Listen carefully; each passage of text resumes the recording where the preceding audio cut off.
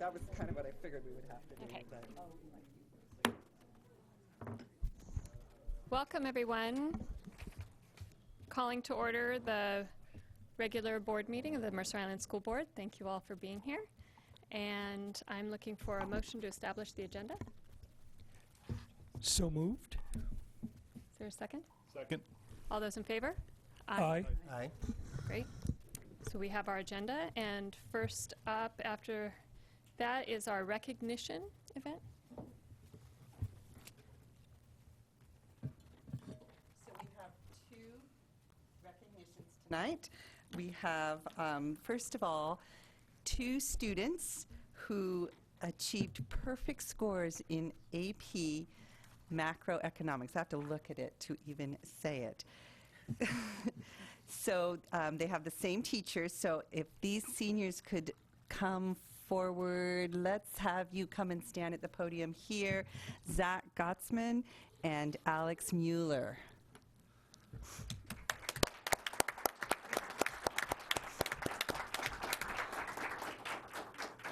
Just to brag about them a little bit, Mercer Island High School is the only school in the world to have 4 students attain a perfect score on the spring 2017 AP exam in macroeconomics, and that's according to the College Board.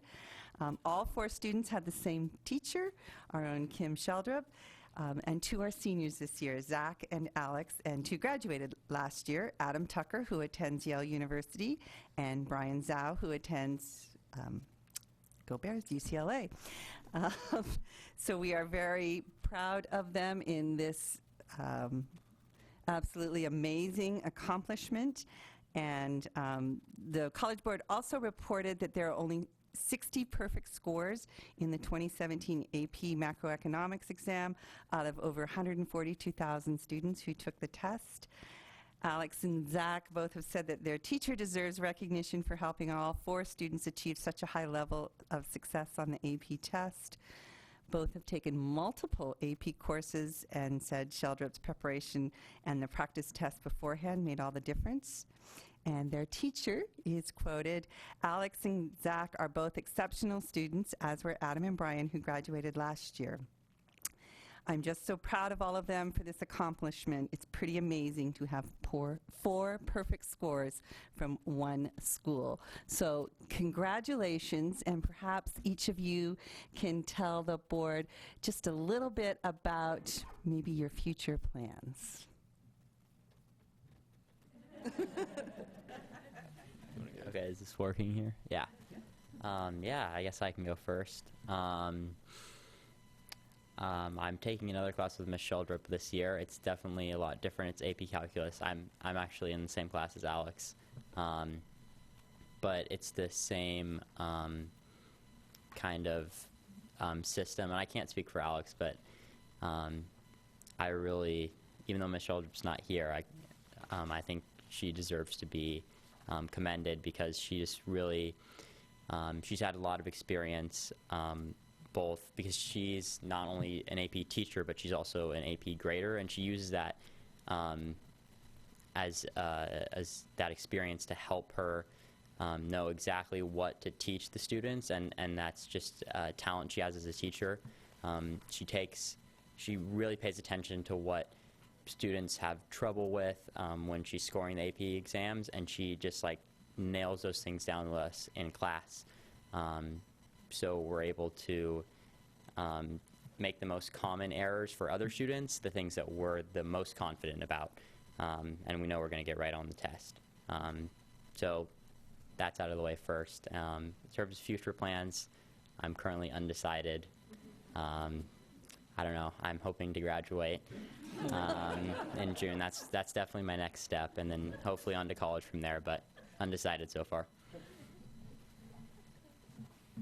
All right, yep, like Zach, I'm also undecided with where I'm going to be going to college next year. My final outstanding decision comes out tomorrow, so we'll be waiting on that. But as for my major, after taking macro econ last year, I realized that I like the business and like the analytics involved with that. So I decided to pursue a business major or a econ major, depending on the school next year. Well, thank you both very much for coming tonight so we could recognize you. And I know that we need to have a photo op. So if the board could just stay seated, and we'll have Alex and Zach come up and stand behind them because Craig wants to get that picture for posterity.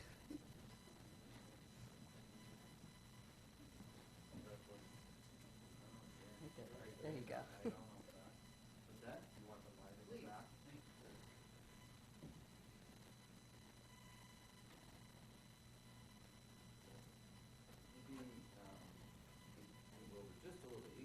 There you go, Fred. I think you got it.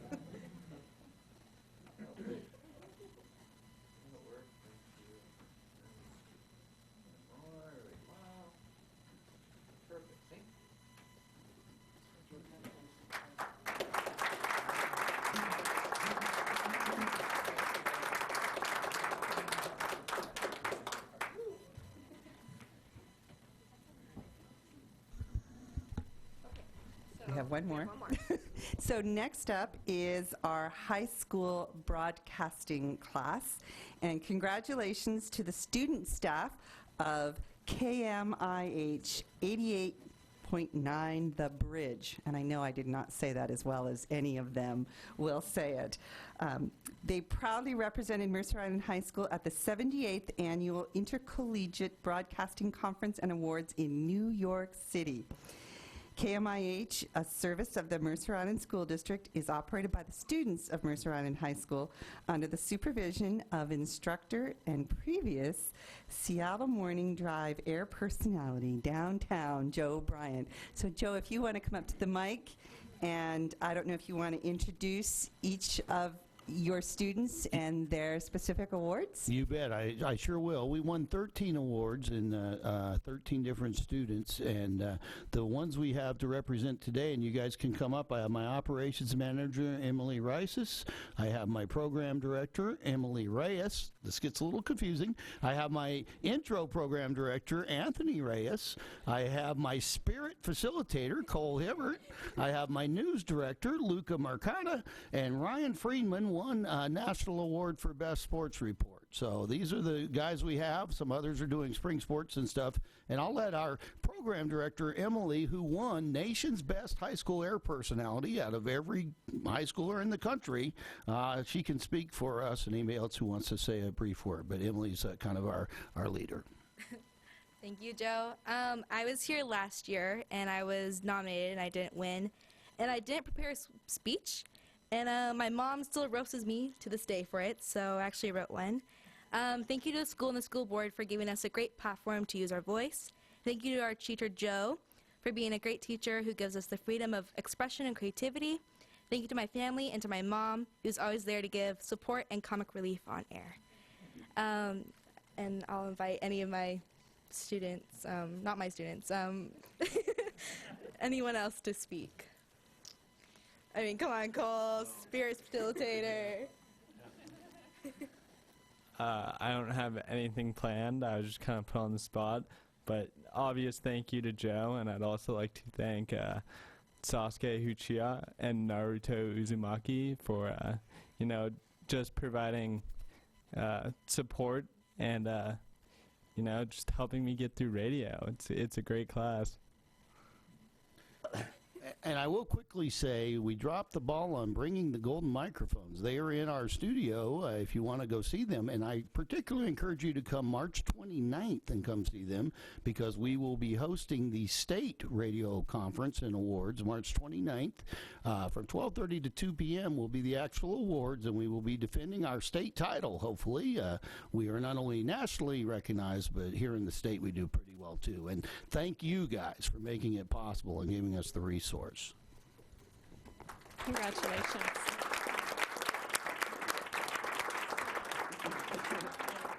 Guys, quick photo. Come on out for the photo op.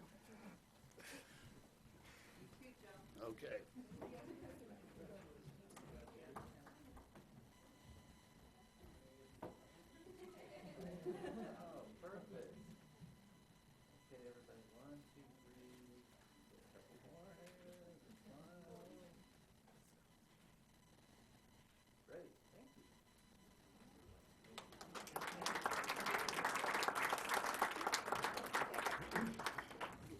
I just wanted to say I was listening to the station on my way here, and I heard one of your fabulous public service announcements about mental health that I have heard several times, and I just want to say thank you for doing those. That's been, I think, a really great way of demonstrating inclusion, which is one of our part of one of our fundamentals we're reviewing tonight, as well as social emotional learning, which is another one of our fundamentals. So thank you very much.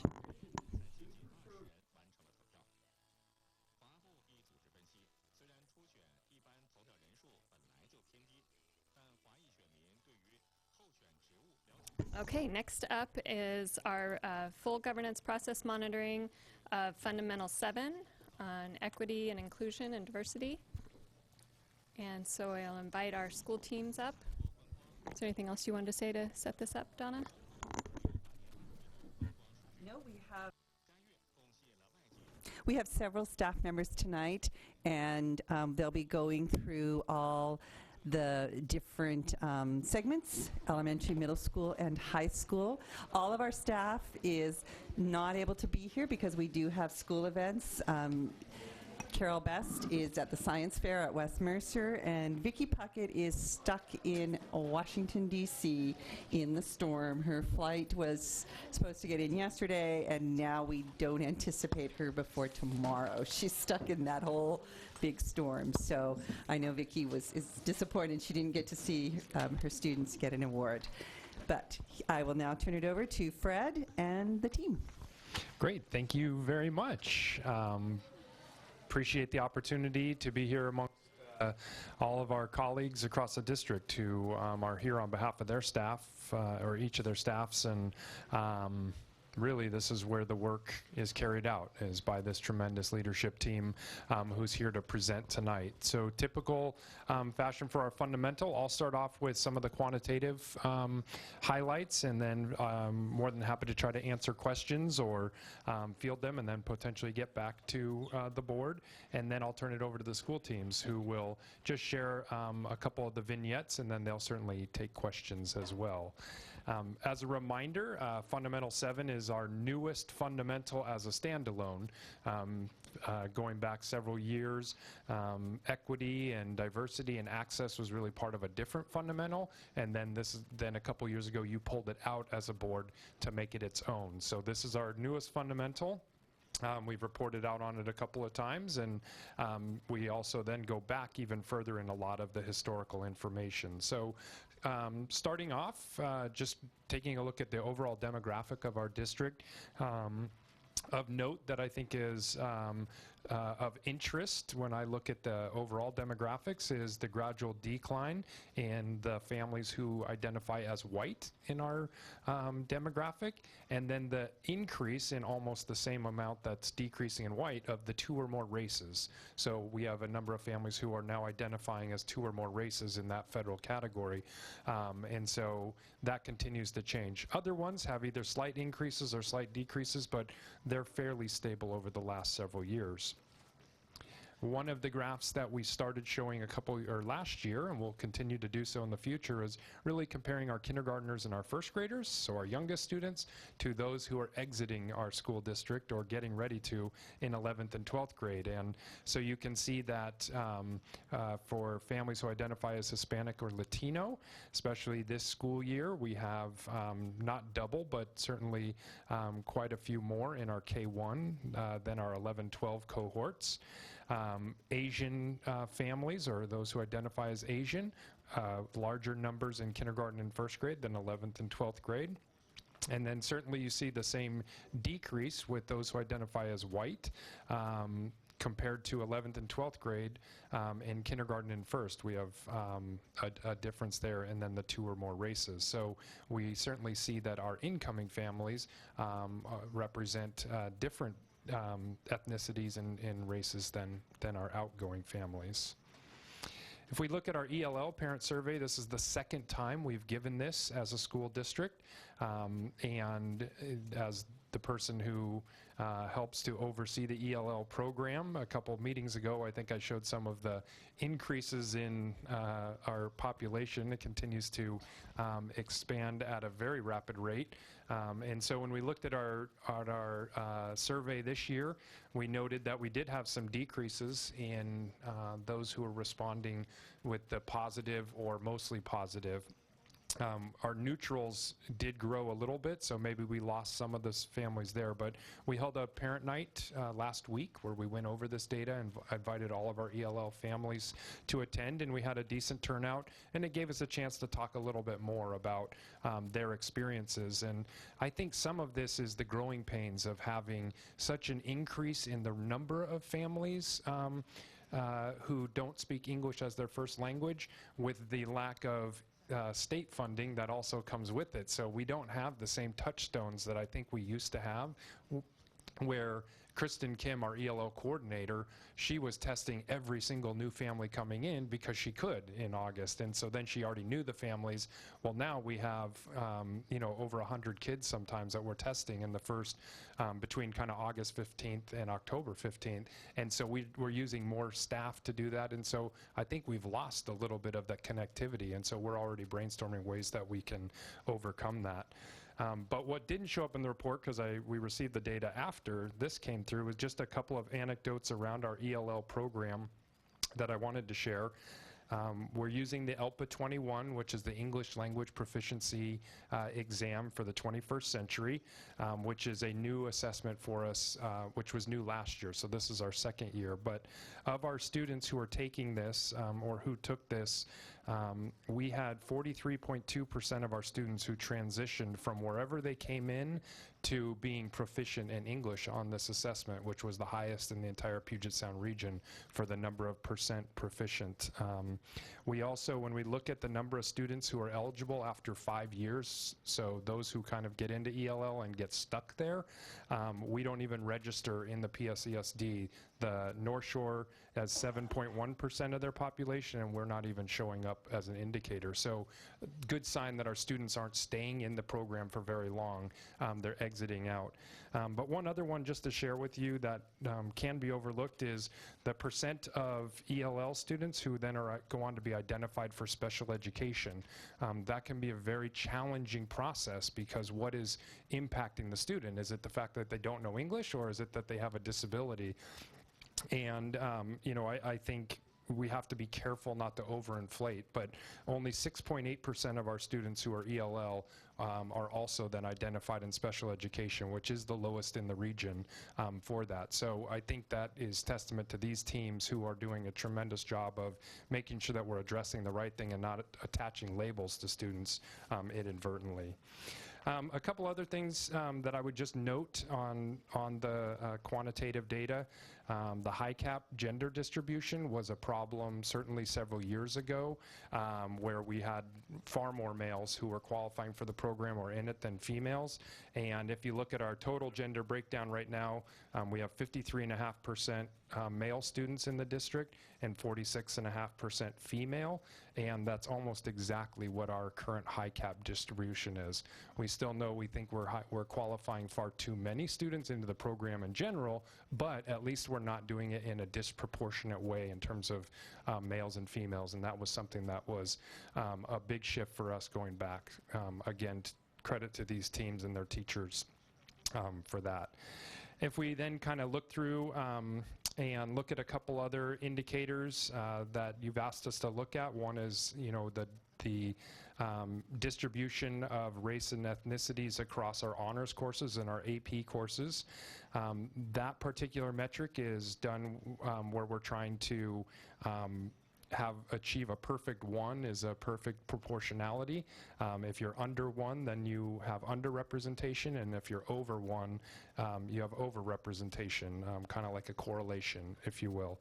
So we know that our Black African Americans, in terms of the AP, that is an underrepresented group. That's a 0.4 on the metric, versus Asian is a 1.2, so they would be overrepresented on that particular score there. our ends. Certainly, we have to look at how many are in each of those, but at the same time, we also have to realize that regardless of how many, those are things that we continue to pay attention to. When we look at athletics over time, we continue to do, I think it was some of my first years in the district when we were under some pressure to be in more compliance, especially for Title IX, as were other districts. And I know that the high school and the middle school have worked very hard with their programs to try to create greater equity in this area.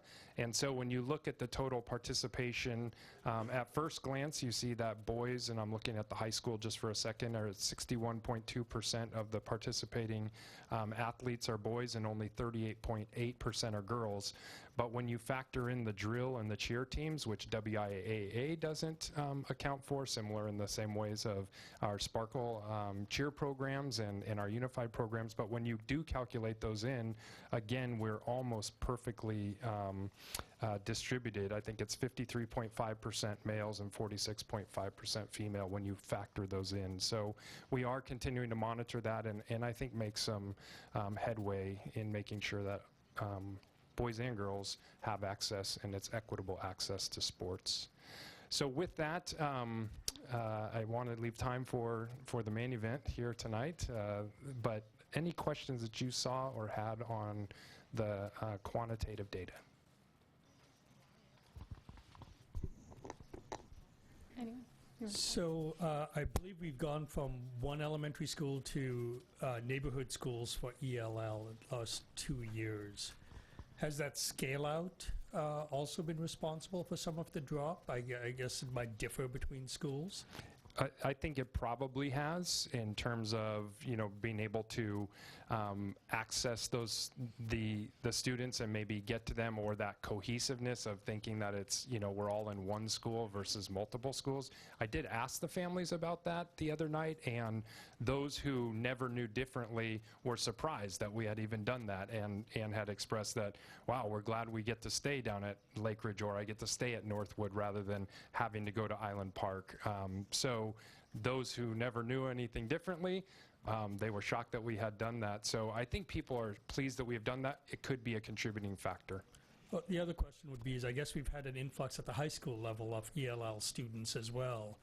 And that's probably a harder age to also get accustomed to this. Feels like the neighborhood elementary schools might be a benefit. Is high school an issue or not? Is that also causing some dissatisfaction? Do we need more programs there, perhaps? Actually, it's actually the middle school where we have the greatest increase. We did add staffing there out of basic ed dollars this year. We added a full-time or 5-hour Miss West, something in there. And so we added her this year. 2 reasons. One is, it's one thing to have a sheltered immersion class where students go for 1 period a day, but then they have 5 other periods of their day. And so what's happening to them are 4 and 5 other periods of their day. So this person is able to actually push into classrooms and support them in real time, which is a benefit. If funding does continue to come in with TBIP, our middle school and our high school certainly need more support. But I think middle school, it is high school, but the middle school is really where the pressure is right now.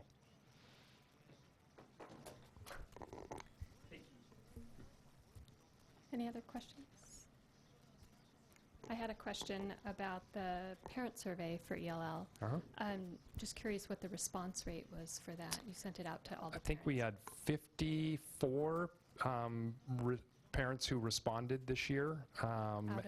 Out of we have about 190 students who are qualifying right now, but that wouldn't be 190 families. So Right. I'd have to break it out by how many total families. Okay, and I was just curious if it was a increase in response rate? Increase in response, but Well, in response, because but a of the rate, number was the of rate we've lower? had, yeah, You're not in sure. proportion to that. I think we had 39 the first year that we gave it, and so 51 is probably pretty proportionate to the number of students that we've seen increase in the program overall. But that's a pretty good response. Yes, absolutely. Number to get some good I don't think we can discredit the data based on the response rate. Thank you.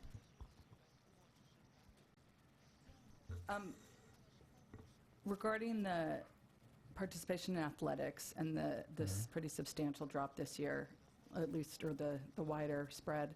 Do all the years calculate in the drill and cheer for the girls, or is that something you just...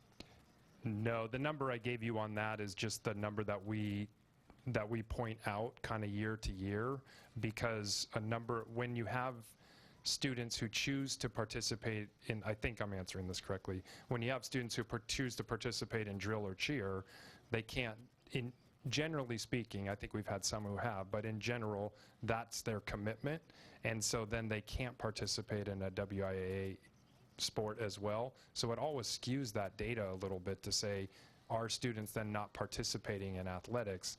WIA may not believe that it is, but we have a number of students who are participating that support and that are parallel with that. Does that answer your question, or is it a different question? It might. Okay. I'm looking at, like, let's just go to 16-17 versus 17-18, Okay. where it's 52-47 and then 61-38. Are those based on the same numbers? Yes, they are based on the same number. So there is a wider spread in the 17-18 participation thus far than we had at the same time last year for the same group. We did not calculate in the drill last year and pull it out this year. Okay. So your question, why is that happening? And I'm not sure. I think that's a great question for our Title IX team that meets to reflect and see what that might be. Without Nick here tonight, I could go back, but I hesitate to guess. Did any of the offerings change, or is it just a choice students are making? I don't think we had. Did we have offering changes, less sports, or the same number of sports? Same number of sports, fewer teams. Were girls being turned away because there wasn't a spot on a team? So we used to have tennis as a non-cut sport, and so it's a spring sport for girls. I don't know the percentage here of how many girls played tennis last year versus this year, but between court space and coaching, we just didn't have enough space to provide a quality experience for kids. And so instead of having 4 teams where everybody made a team and might only get a few matches in the entire season, they opted to go with 3 teams so that every student who does participate and make a team has the ability to play in multiple matches. But we still have things in the spring like track and badminton for girls that are not cut sports. Okay.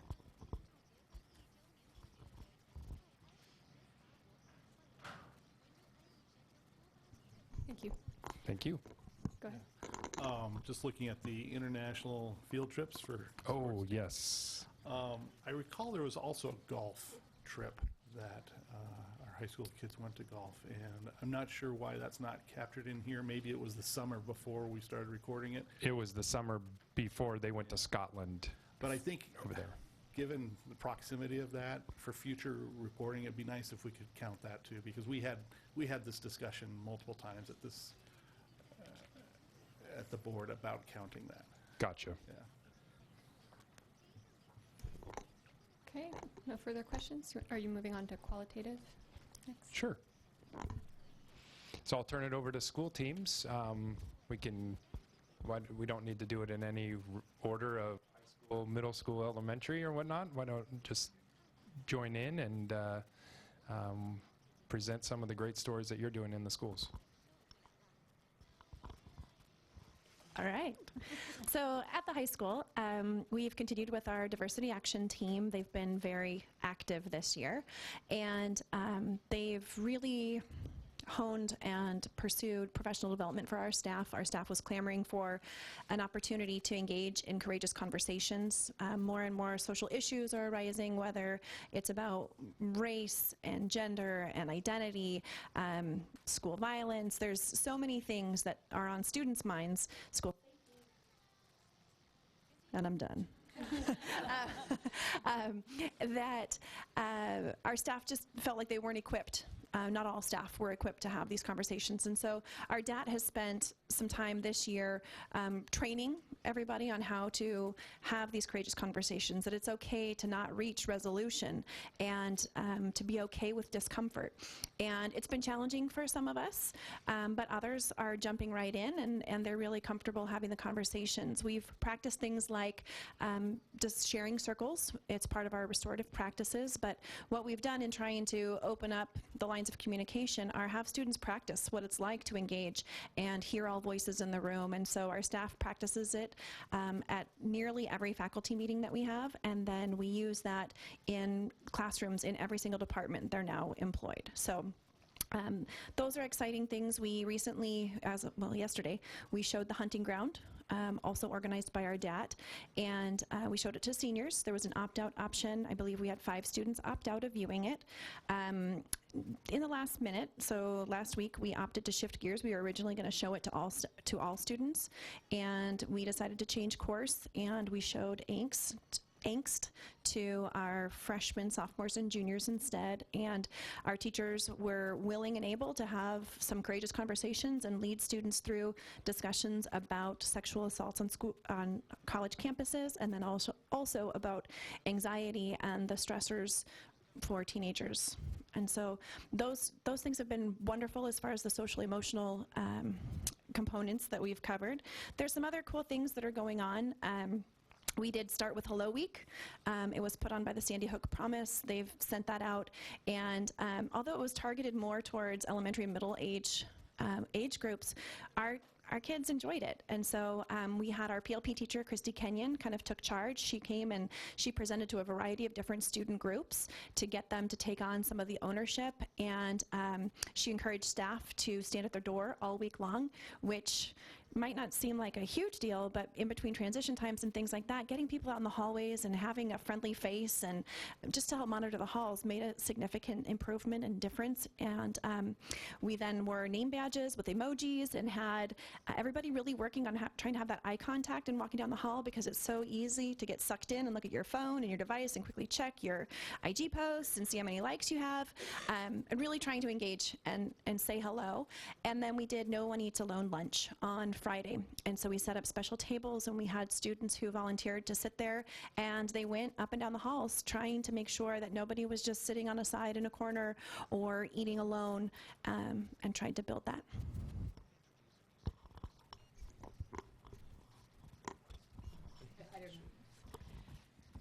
Good evening. So at Island Park, our diversity team meets about every month and a half or so.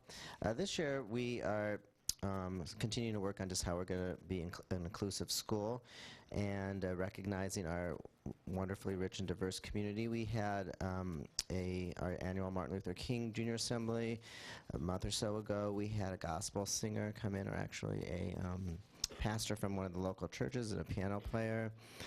We are bringing in Sandra Segundo, a Haide author, dancer, and musician later this year for some Native American education. And we are bringing in Rosie the Riveter to talk about the women's movement and women in the workplace in a month or so, which is a play. So those are going to be some special events. Also, just our day-to-day work. We are including, or increasing, I should say, our school library collections. I brought 3 books just to share. So it's sort of a more seamless approach. It's not like we have special events every, to do our work, but this one was called Separate is Never Equal. It's about the movement in California in the 40s, before Brown versus Board of Education, to desegregate the California schools. This one's Maya's Blanket. It's written in both Spanish and English. It's a beautiful story based on a Yiddish story, so how's that for combining a few interesting cultural stories. And then this was a beautiful book, Emmanuel's Dream, about a boy in Ghana who's born, as the book says, with one strong leg, who rode his bike across Ghana, spreading the word that you can do anything you want to do. So we don't really hit kids on the head with some of these concepts, but we blend it in with our literacy, our language arts programs, and it's just our day-to-day work.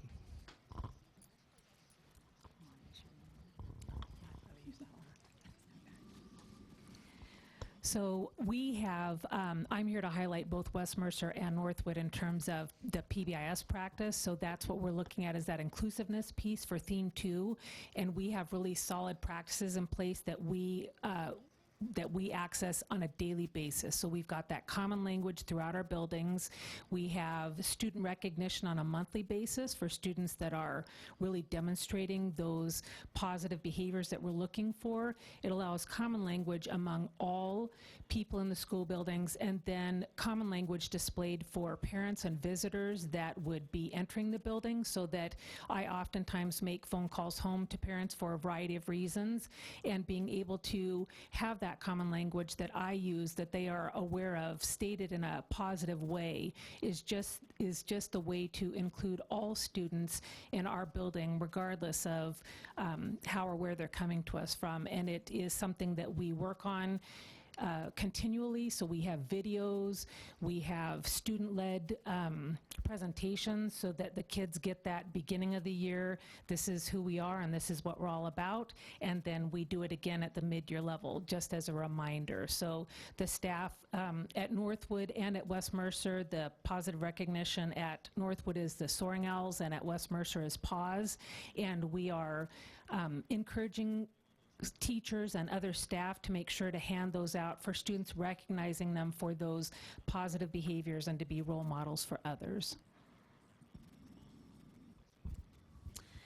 And springboarding off of that foundation of the PBIS, a couple of things I wanted to highlight from Northwood were that we participated this year with our school-wide events of the Great Kindness Challenge, and we did sort of a student council-led abbreviated version of the Start with Hello, where they also combine that with some of the character trait focus that we have throughout the year to make a Spirit Week. We're in the midst of that right now. So for the Great Kindness Challenge, we spent a week where we provided all of our students age-appropriate checklists of ideas for kind acts that they could engage in for the course of that challenge. And there was always an other, so that they could come up with their own acts of kindness. And then we kind of highlighted and celebrated that throughout the week, building a tree that highlighted several of the acts of kindness in our commons that our students had engaged in. And since it's spring, we are building on that tree, and our hearts from February that were the leaves are now blooming.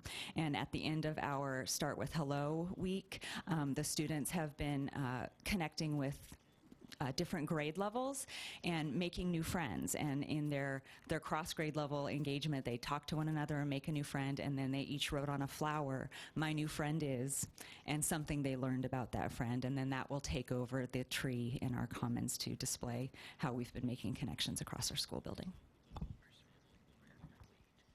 It was on the Mercer Island Reporter front page.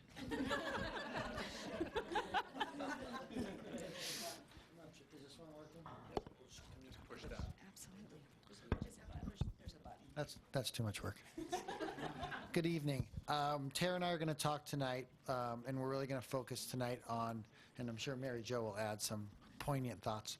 We're really going to talk tonight about student voice and how we've heard student voice in these issues, how they're embracing diversity and equity and inclusion. And we integrated that into our programs at Islander. One of the things that I'm going to be talking about is fairly new, and Tara's going to be talking about a program that's been around for many, many years.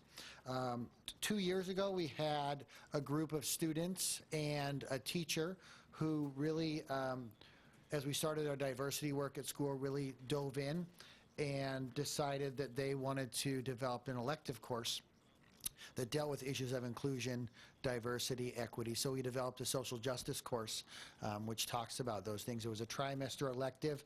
It was probably about 25 kids that first year, but they were able to explore those issues for themselves, support our diversity teams work, and it was a really good starting point. This year, we actually broke that class into two, and so now we have two classes of social justice, one dealing with a lot more the diversity around ethnicity and race, and the other class that's happening now, or happened second trimester, deals a lot more with diversity in terms of socioeconomics, ability, disability, and those type of concepts. So it's sort of a movement that's continuing.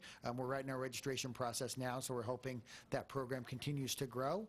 But it's amazing some of the things that these kids do, and having kids that are 12, 13, 14 years old have in-depth conversations about their own privilege, their own identity, how they fit within the small community of Islander Middle School, the larger community of Mercer Island, and then the state and global communities as well. So it's pretty impressive. It's led by a teacher, Lisa Johnson, who is clearly a passion of hers as well, and we all know that kids feed off the passions of their teachers, and they can see the excitement that she brings towards the topic, and that's really having the learning blossom with these kids. So we're really happy with our social justice classes, and look forward to continuing in the future. So I'm going to talk a little bit about Student Mentor. I'm sure many of you know about our Student Mentor elective. It's one of our most popular electives for 7th and 8th graders, and it really explores the idea of inclusiveness, diversity, while learning through leadership. And students in 7th and 8th grade take this elective to work with students in our PLP program, our personalized learning program for students that are in our high needs special education population. And it has been around for years and continues to grow, and it's amazing every time you walk down the hallways or into the classroom how the students in the PLP classroom actually are the ones changing and being mentors, I think, for the student mentors. And so one of our 8th graders are in the middle of writing their 8th grade memories about middle school, and one that we just happened to receive today, I felt really kind of summed it up, and I won't read the whole thing, but just a couple of quotes. And the student mentor who did it both 7th and 8th grade said, "It's by far the most dynamic class I have ever been in. I felt like I had a place, and I felt like I was doing something good. Through these experiences, I learned that it says, Student Mentor has been an amazing experience and helped me grow as a person. Through these experiences, I learned that we need to see further than skin deep to see the people for who they really are. If I had never taken Student Mentor, I never would have met these amazing personalities." And so I think that really kind of sums up the experience for both the PLP students, but really for the student mentors. So it's just been a great program. Yeah, I guess we're last down at the south end. So at Lake Ridge, much like a lot of the other schools, and I'm done, not done? Okay. There's been a lot going on all year long. A particular emphasis this year has been using the very generous grants from the Schools Foundation and PTA to bring in a lot of artists and residents. We've had a diverse mix of artists that have come in. We've had, we just recently finished a whole in 3rd grade with a Native American artist that he came in and did 5 lessons with each classroom, ending in a potlatch ceremony for the whole grade level, which parents and everybody attended. And he taught them how to story tell and write Native American legends, that kind of thing.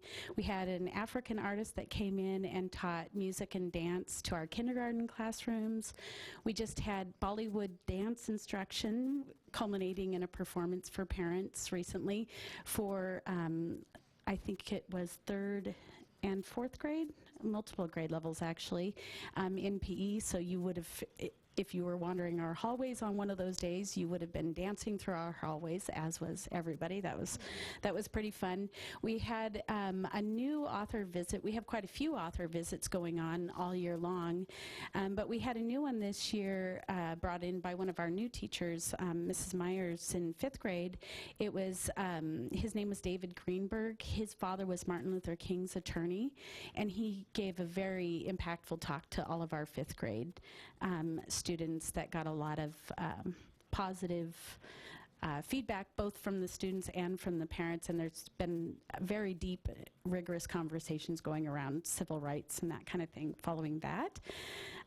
We've added several kind of cultural liaison positions to a variety of committees, including our PAC at Lake Ridge, including a Chinese representative and special education, high cap, those kinds of programs. So just trying to increase that representation.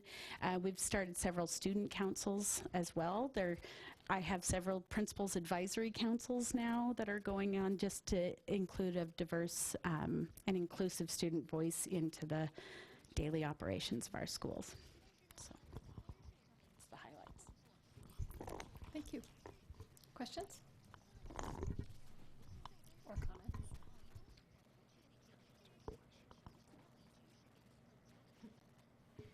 Wow, all right. I have a question.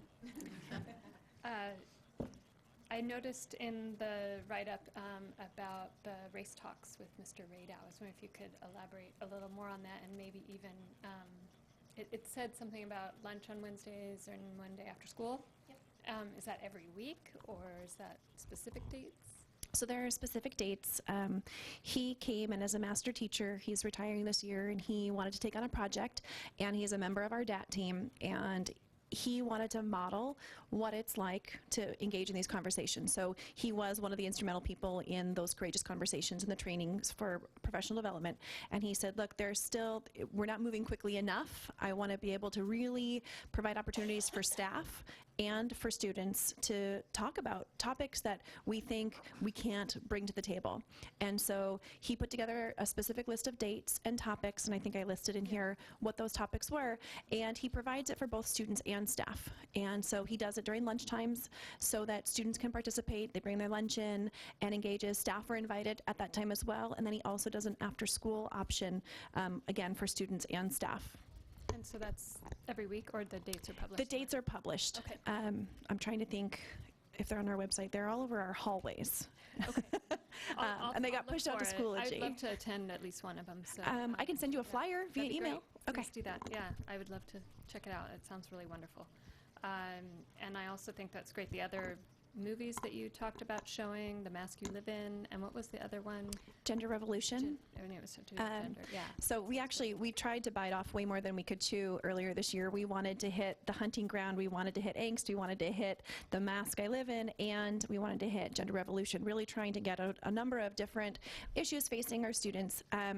And we envisioned this month of March movies during Bridges, but it turned out that we were overly ambitious, and so we decided that we're going to, during those SBAC testing, provide opportunities for students who have late start, so our freshmen and our seniors to come in and view those two movies, and then for those students who are testing, we're going to do it again at the end of May and just provide opportunities and days to come in and have facilitated discussions, view the movies, because we think they're important. That sounds great. Is it also related to the Film is Lit class that's doing a movie festival, a film festival? No, but for their film festival, they really are looking and exploring a variety of different genres. They're looking at the feminist critical theory, and they're looking at the portrayal of the LGBTQ community and women in sci-fi, Western, and horror films. Okay. So they are also doing a video piece, but it totally separate. Okay, that's helpful. And then I also noticed I don't know if you say SWIS or Swiss. Okay, so that's just at Northwood and West Mercer right now. Does that mean that everyone's doing it? Okay, I thought I saw something. It was just at two schools. Can you maybe, one of you, tell us more about that then?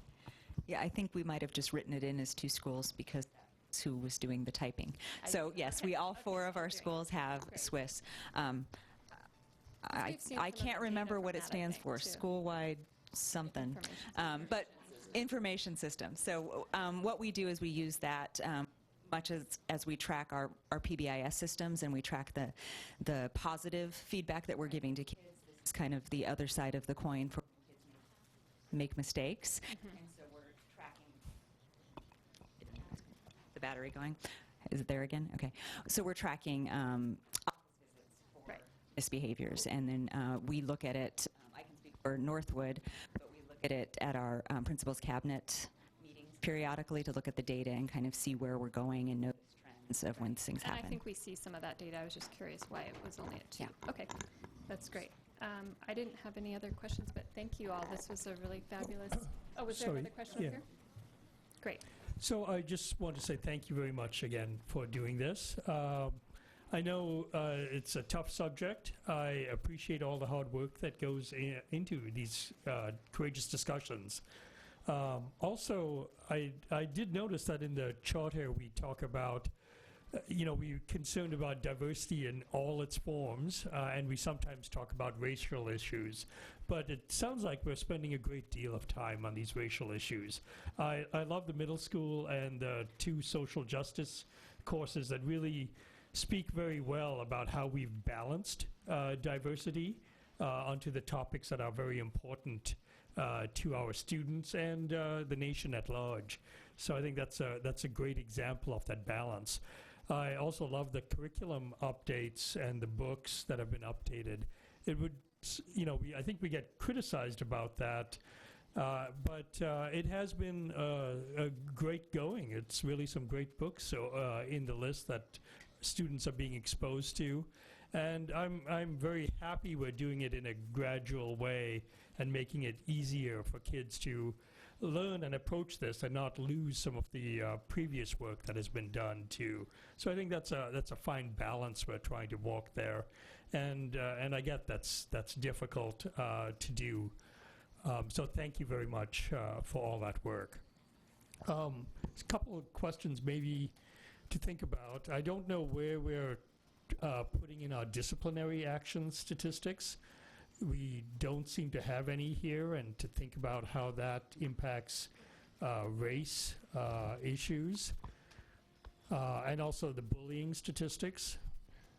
So on page 7, we have the discipline data from last year with respect to suspensions. Is that what you were recalling from last year's report, Director D'Souza, or were you looking at something more granular? No, something kind of not necessarily getting to the extreme of suspension. I think we're trying to reduce the number of suspensions over time and handle that handle that through other mechanisms, right?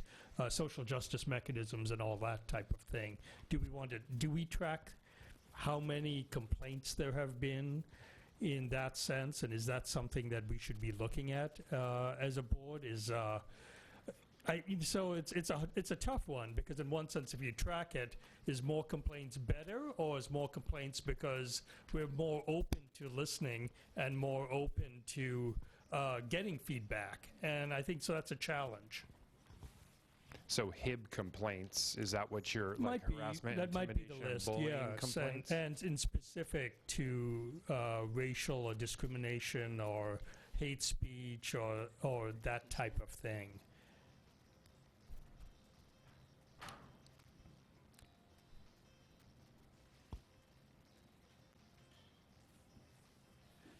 That's all I've got. Thank you so much. I just wanted to thank you all. I think the programs and curriculum and the way that these issues are brought into our students' everyday life is tremendous. I am wondering if any of you see what our students are learning, seeing them applying it in the outside world. Because we do hear about incidents, obviously, still. I know there were some issues with the high school, and we hear, word of mouth about things. Especially on the bus or, playground, those kind of things. So I'm just wondering if you are all seeing a growth from our students or recognition since these programs have been put into place. So I think at the elementary level, we're really building the notions of self-regulation and acceptance and inclusivity and how to be kind and all of those sorts of things as the baseline for dealing with equity and inclusiveness. And I think that we're starting to see our kids more and more use the language that we're using to these things. So boy, you just changed it. It still doesn't work for me. So we've had several examples of both parents and teachers sharing what their students have said, been confronted with a troubling situation or with a conflict, where they're starting to use the language of perhaps using a mindfulness technique to calm themselves before they take a next step, or where they start to talk about what they did to include a friend who looked sad, or things like that. So we're starting to see the language spill over and start to come out on the playground and at home. Where we're starting to see it is within the social media. Hello? Sorry, maybe I'm just not talking closely enough. In the social media realm. So when somebody uses a slur or a negative stereotype of some sort, we are seeing our kids starting to come on and say, that's mean, you shouldn't say that, take that down. And then kids are responding to that and pulling down those kinds of comments. Not always, but it's happening more consistently. So it's, in a sense, that's exciting to see that they're starting to say to each other, you can't, shouldn't talk like that, and they listen best to one another saying that. So we have seen some spillover into social media for sure. This is just tangentially to that, and maybe I'm just looking for a place to brag about our district. So I was at the Walgreens in Issaquah near my house the other night, and I still had my staff ID badge on. And the pharmacist working with me behind the counter, she saw my ID badge and she goes, "Oh, what do you do for Mercer Island School District?" And I said, "Well, I'm an administrator. I work in the district office." And she said, "Well, I just have to let you know that I've been working for Walgreens for over 17 years now, and I've worked in Bothell and Linwood and Bellevue, and I was also last on the Mercer Island store, and now I'm here." And she said, "What I have to tell you, I can't remember the name of the program, but it's when you send kids into our stores to work." And I said, "Our adult transition program." And she goes, "Yes, that's it." She said, "Whatever you're doing compared to everywhere else I've ever worked, you are preparing kids and giving them opportunities that are making them successful, and they're actually doing things that matter." And I wish that Mercer Island's model could be built or could be spread across all the other districts, because those kids are benefiting from what they're getting from your staff and from the systems you're putting into place. So it's not exactly that piece, but I think it's a culmination. Those are our 19, 20, 21-year-old students who they're getting ready, they're going out and learning things, and here was someone saying, keep up that work. So it's a little different than applicability, but it's access to opportunities beyond just our schools. Well, thank you for sharing that. My question is, how are you teaching the parents, especially at the elementary school level, the same language? Because as much as we all like to think we're the perfect parent, know everything, obviously sometimes our kids act a little different at school than they do at home. So how are you educating parents, and in what way? Obviously to help reinforce at home. So I think we all do it a little bit differently. I have a web page that talks about our PBIS, mindfulness, character traits, all of the things that we're doing as the baseline for that development of inclusiveness and welcoming.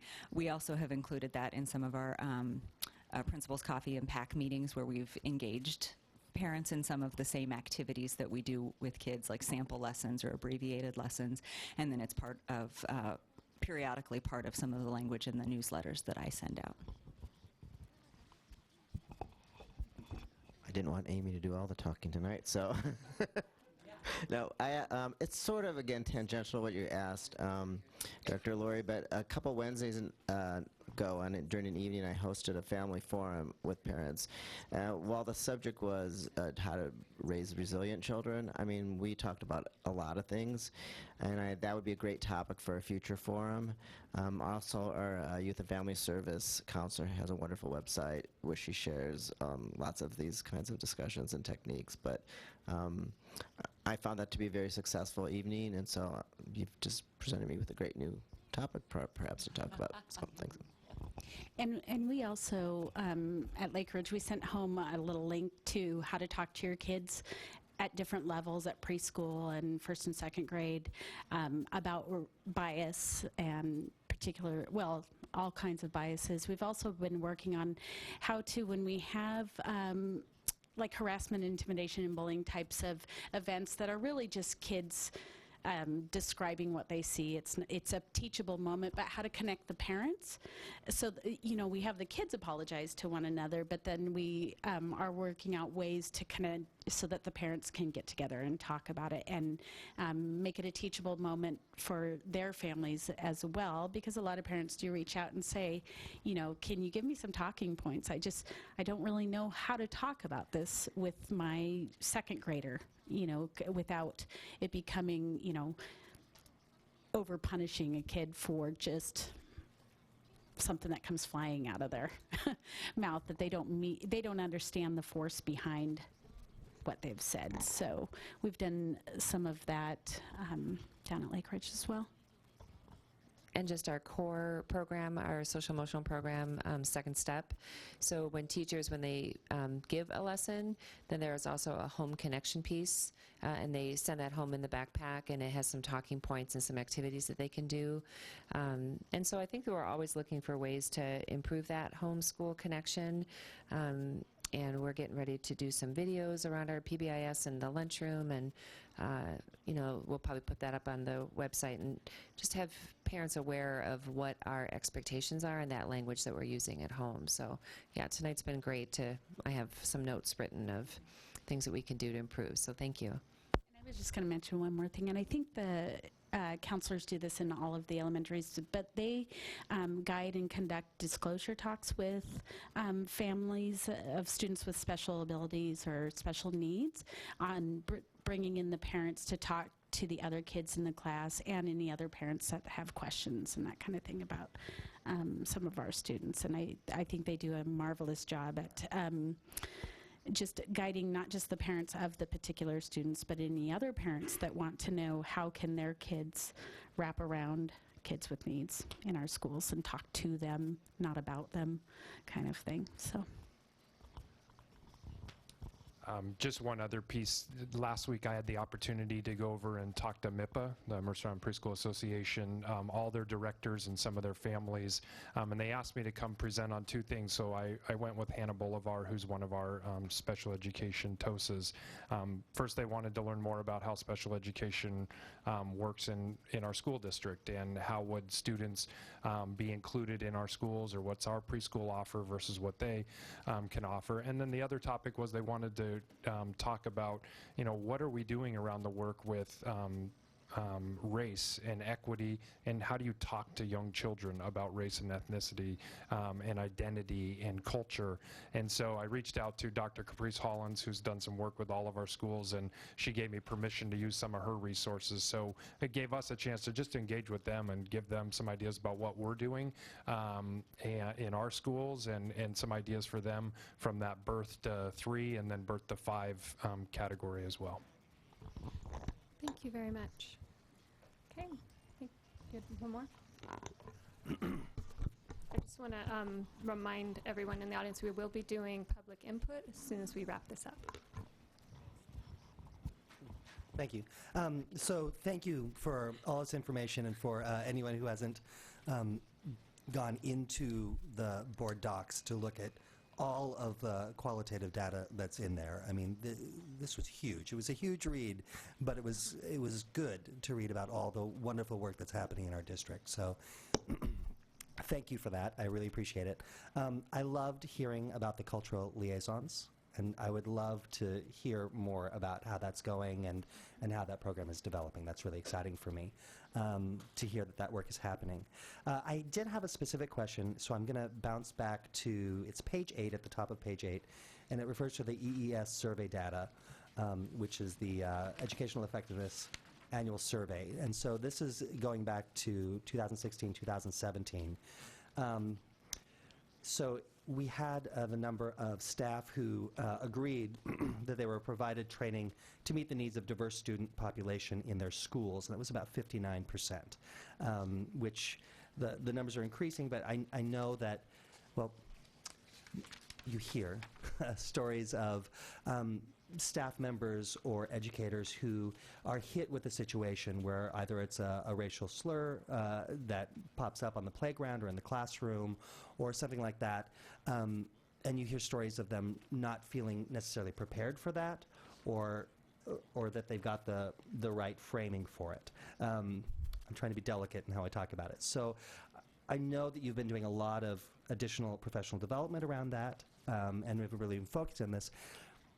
In an unscientific way, what is your sense of the climate with staff Do you feel that they're getting better professional development around how to have those difficult conversations on the spot and to be able to address it with that lens of social justice and restorative justice in there, so that all students are able to return to the classroom in a safe environment, in a fast pace, reasonable pace? I'm not sure if I framed that right.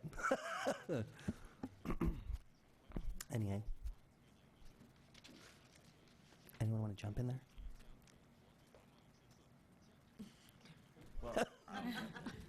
Time for your you're talking poignant about thought. I think when you talk about recess, I think that probably is. I think we're starting this journey.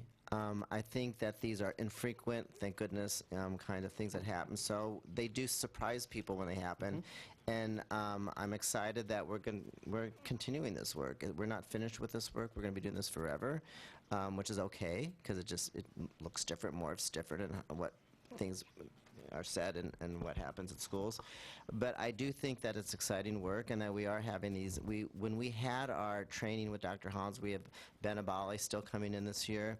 We invite everyone. We invite classified and certificated, because it's the classified staff that is outside at recess. But I think there's nuance here, and every situation is different. So we're just going to continue to do the work, but we definitely want to respond and quickly when something happens at our schools.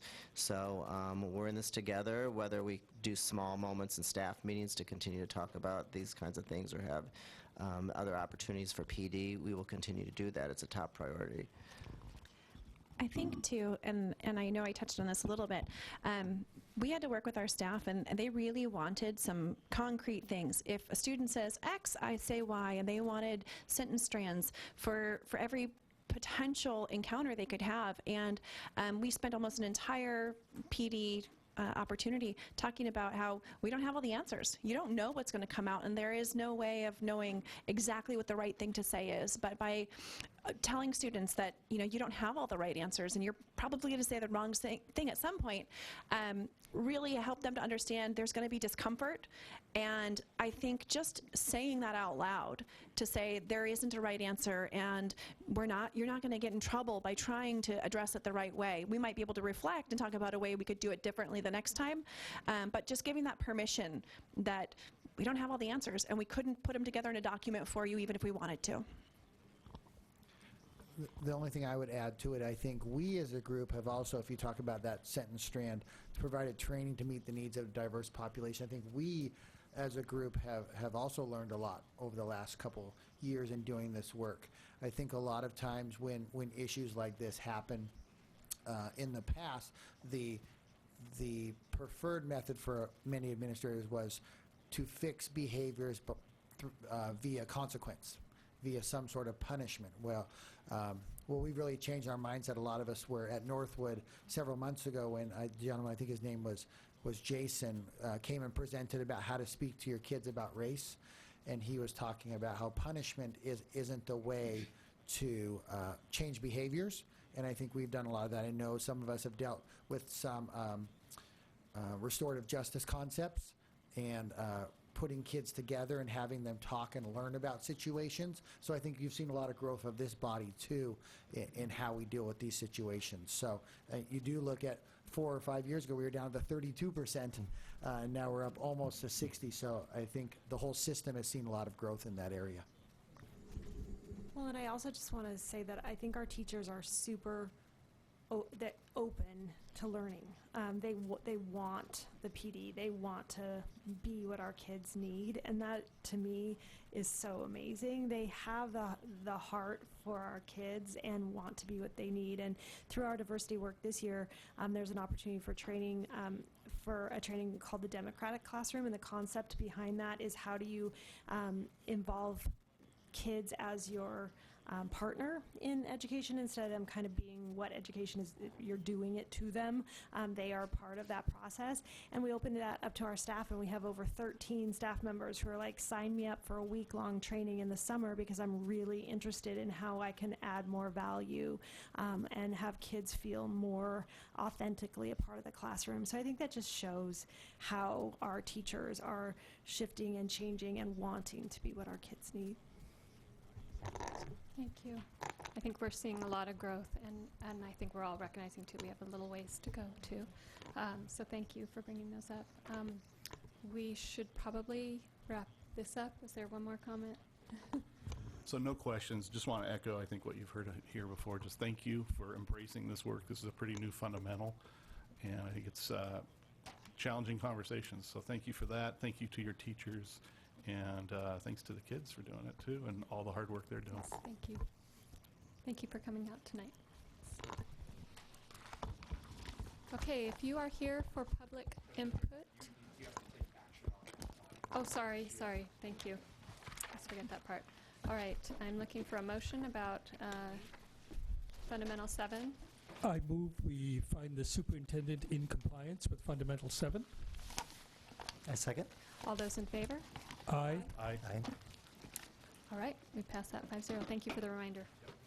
Okay, so if you are here for public input, please sign in at the little mini podium there. There's a form to fill out. And I'm going to read the information about public input. The meeting is a meeting of the board in public. If you would like to address the board on a particular issue, please limit your remarks to not more than 3 minutes. Appoint a spokesperson if the concern is a group concern, and if desired, provide written documentation to the board's secretary in order to be included as part of the official board minutes. The board may direct the superintendent to respond to the issue expressed at a later date. And we have one person so far, two, for public input. Just before we get started with that, we did have a letter from a former board member come in, and she was not able to be here tonight. And she requested that her letter be read to the public. So I just wanted to get consensus on whether we think that's appropriate to do. And I was going to have Donna read that letter.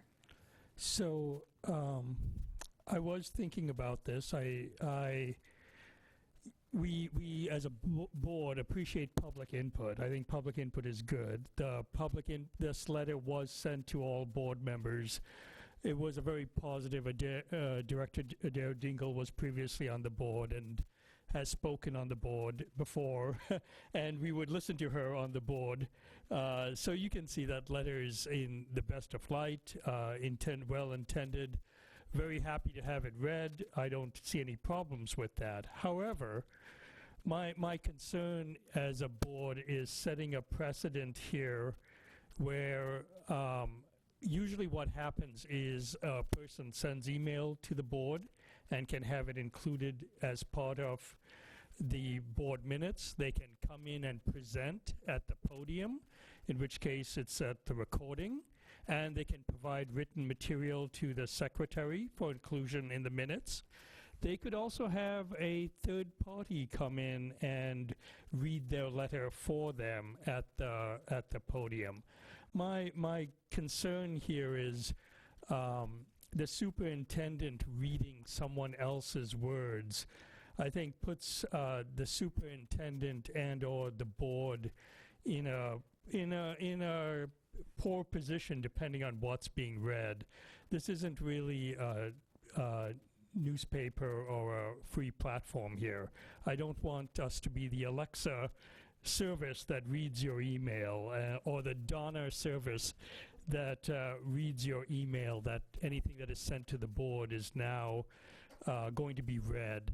We've got rules around public input of 3 minutes. We've also got decorum rules, and this is publicized on TV. And a lot of things go wrong when we just arbitrarily read email. Now, this email doesn't have any of these negative things associated with it, but it's better to set rules and policy when times are good, as opposed to being accused for censorship or anything worse when times are bad. So I really think this letter should be included in the minutes. Perhaps in the future we can define a policy where such letters can be attached to the public input agenda item so that they are available to be seen and viewed in the voice of the writer. But my objection really is with putting the superintendent or board member in the position of reading arbitrary mail that comes to us being said, please read this on the board podium. So that's my case. Look for consensus or not from other board members. Any other comments? I hear and respect that position. My concern is inclusiveness. These meetings are obviously, while well publicized, are at a really challenging time for many of our people in our community. I think that our community, the other public benefits from hearing all of the voices, as they obviously don't have access to the emails that we receive from individuals. I understand it could be opening a can of worms. I certainly don't want to do that. But this is about an issue. The email today that we're discussing is about an issue that the board is addressing it and potentially voting on today or taking action on today. And I think that the more voices we have, the better we all are for it. So with respect to those who have shown up at 6 o'clock to give their public input, I think I just want to pause this discussion because I think other people may want to say something, and give respect to those who have shown up and listen to them, and then we can come back and continue this conversation, okay? So Kathy McDonald, would you please step up?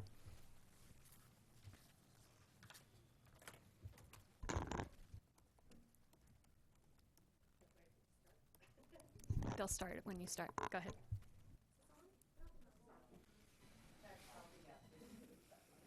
Okay. Hello, hello. Oh, great. Hello, school board members. Thank you so much for having me at the public input. I'm Kathy McDonald. I have lived on Mercer Island practically my whole life. Went to Mercer Island High School. I'm a parent of 2 students here on the island.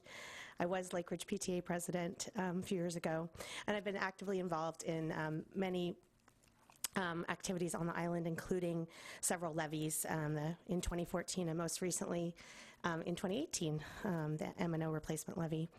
And today I'm here to talk to you guys about the school mental health counselors and what they do.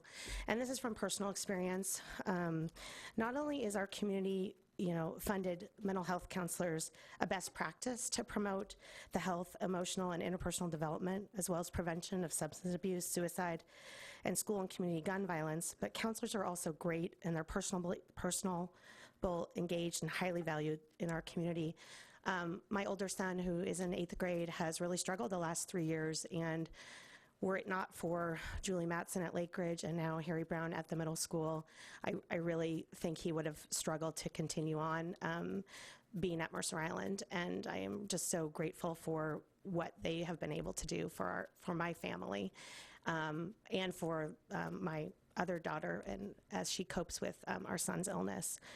And I just want to say here that I am thrilled that you are considering a letter to the city for a standalone levy for the Mercer Island Youth and Family Services Counseling Services. I feel that these services are essential for our community and for our schools, and that our community as a whole values mental health. And you can see that just by the outpouring of support at the breakfast, the thrift store, and continued advocacy that we see for mental health.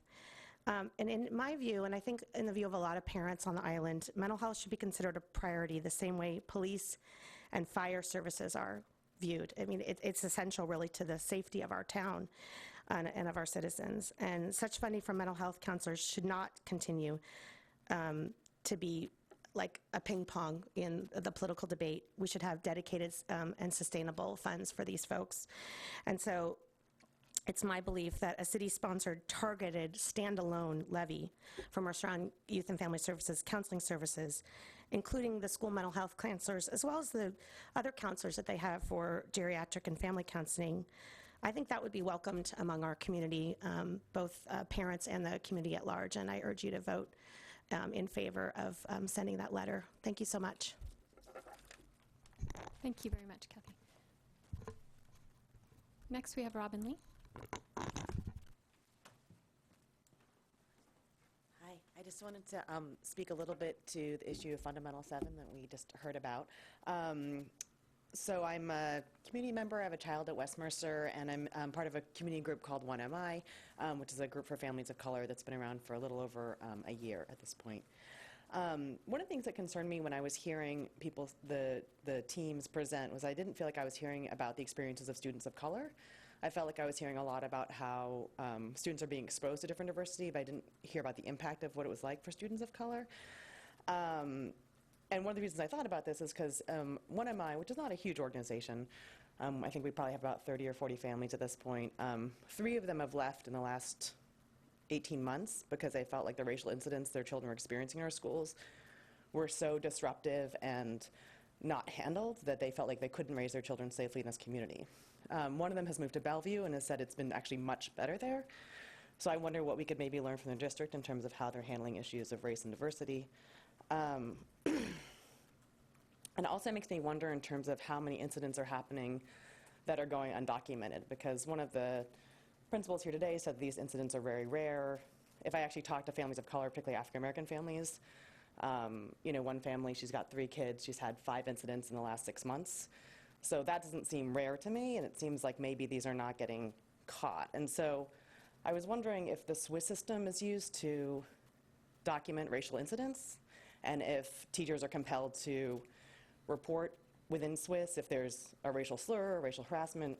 Because I get the sense, I know at Island Park they're not, because one of our parents asked the principal there, like, could teachers document this? Or asked the teacher there, like, could you document this through Swiss? And she said, I'm not asked to do it, so I'm not going to do it. But if the board or if the district asked her to report them, then that would get reported. And then I also wondered, and you know, Brian, you mentioned this, the need for training for teachers in terms of how to deal with these incidents, because I really do think a lot of the teachers are very well-intentioned, but don't know how to handle these situations. So if the board could consider some training for teachers about how to handle these incidents. I've been able to go to a couple of Mike's talks, and they are amazing. So I don't know what his commitments are, but maybe he could do some of those trainings, or it seems like we have resources in the community that could help teachers navigate these conversations. And then one other issue that has come up is the idea of a diversity TOSA. So maybe a teacher on special assignment who deals with the diversity issues, who could be on call for teachers to say, like, this happened in class, how can I handle this? Someone who could go from school to school and help with trainings. I know there's a couple teachers and administrators in the district who've done a lot of race trainings, and they could sort of share their wealth by playing that role. So, just some ideas. Thank you. Thank you, Robin. Were there any other audience members who would like to do public input at this time? Okay, and Superintendent Kowalski, did you want to make any comments? No, at this time. Okay. And let's continue our conversation about the letter from former Director Dingle. Brian or Ralph, did you want to? I do want to speak to it, but we just switched gears, so just give me a second. So Brian, if you have anything to talk about. Yeah, I think really great points made by Director D'Souza and Director Lurie. I know that we had one other email that came in with the footnote, if something happens I'm not able to discuss. This is at least my thoughts. So I do want to be respectful to those individuals who want to have an opportunity to share their opinion with the board. And really that is the purpose. This is a meeting of the board in public. So as long as we receive those emails, we all see them, we read them in advance, we carry them into the room with us here. And so that I kind of agree with David on that I think entering that into the minutes, I think works well. I think for us to become a service to be reading them aloud and to certainly put the superintendent in the position to carry that voice. Those are my thoughts. Thank you. Appreciate everybody's point of view here. In terms of inclusiveness, totally agree. We need to be inclusive as possible. I think all public bodies are always better with more and more input. And do appreciate the emails that we receive. There's an opportunity to provide public input like we just saw. I think we open a Pandora's box, though, if we start just reading emails that come in, because I certainly wouldn't want the superintendent reading any random email that comes in. And I don't want to be accused of censoring, because we get some interesting requests sometimes, and I'm not sure, I don't know. The other thought is, I think in terms of inclusiveness, people can email. People I've often seen ask a friend or a family member to come down here and read it. There's one other point I wanted to mention. And I also think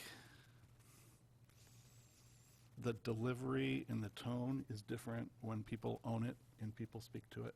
And I think it encourages respectful conversations, even when people disagree fervently. So as much as I really agreed and almost agreed to every point of Director Dingell's letter, I think just to be fair as a process, and I think it would be better to not do it. We probably are going to have a discussion, and I think people could refer to that because we've all had the benefit of reading it. So. Thank you. Okay, I'm hearing that we are not wanting to set this precedent of reading it out loud, and that we have a process in place that we should follow. And so it can be recorded in the minutes, and I'll respond to Director Dingell to that regard, that that's what we decided to do. Or maybe she can watch it from wherever she is, too. Okay, so if with that, public input is closed, since I don't see any other signer-uppers. So we're going to move on. Do we want to take a recess at some point? We have sandwiches for a break. We could do a quick 15-minute break, or we can push through a little longer, because I know we have some people who are interested in what we're going to be saying. So I'm fine either way. Does anybody feel strongly about taking a break now as opposed to later? I believe the first item, ESSA update, had staff here for it. Was that correct? So I'm happy to, let's get through that one and then maybe take the break so that staff can leave.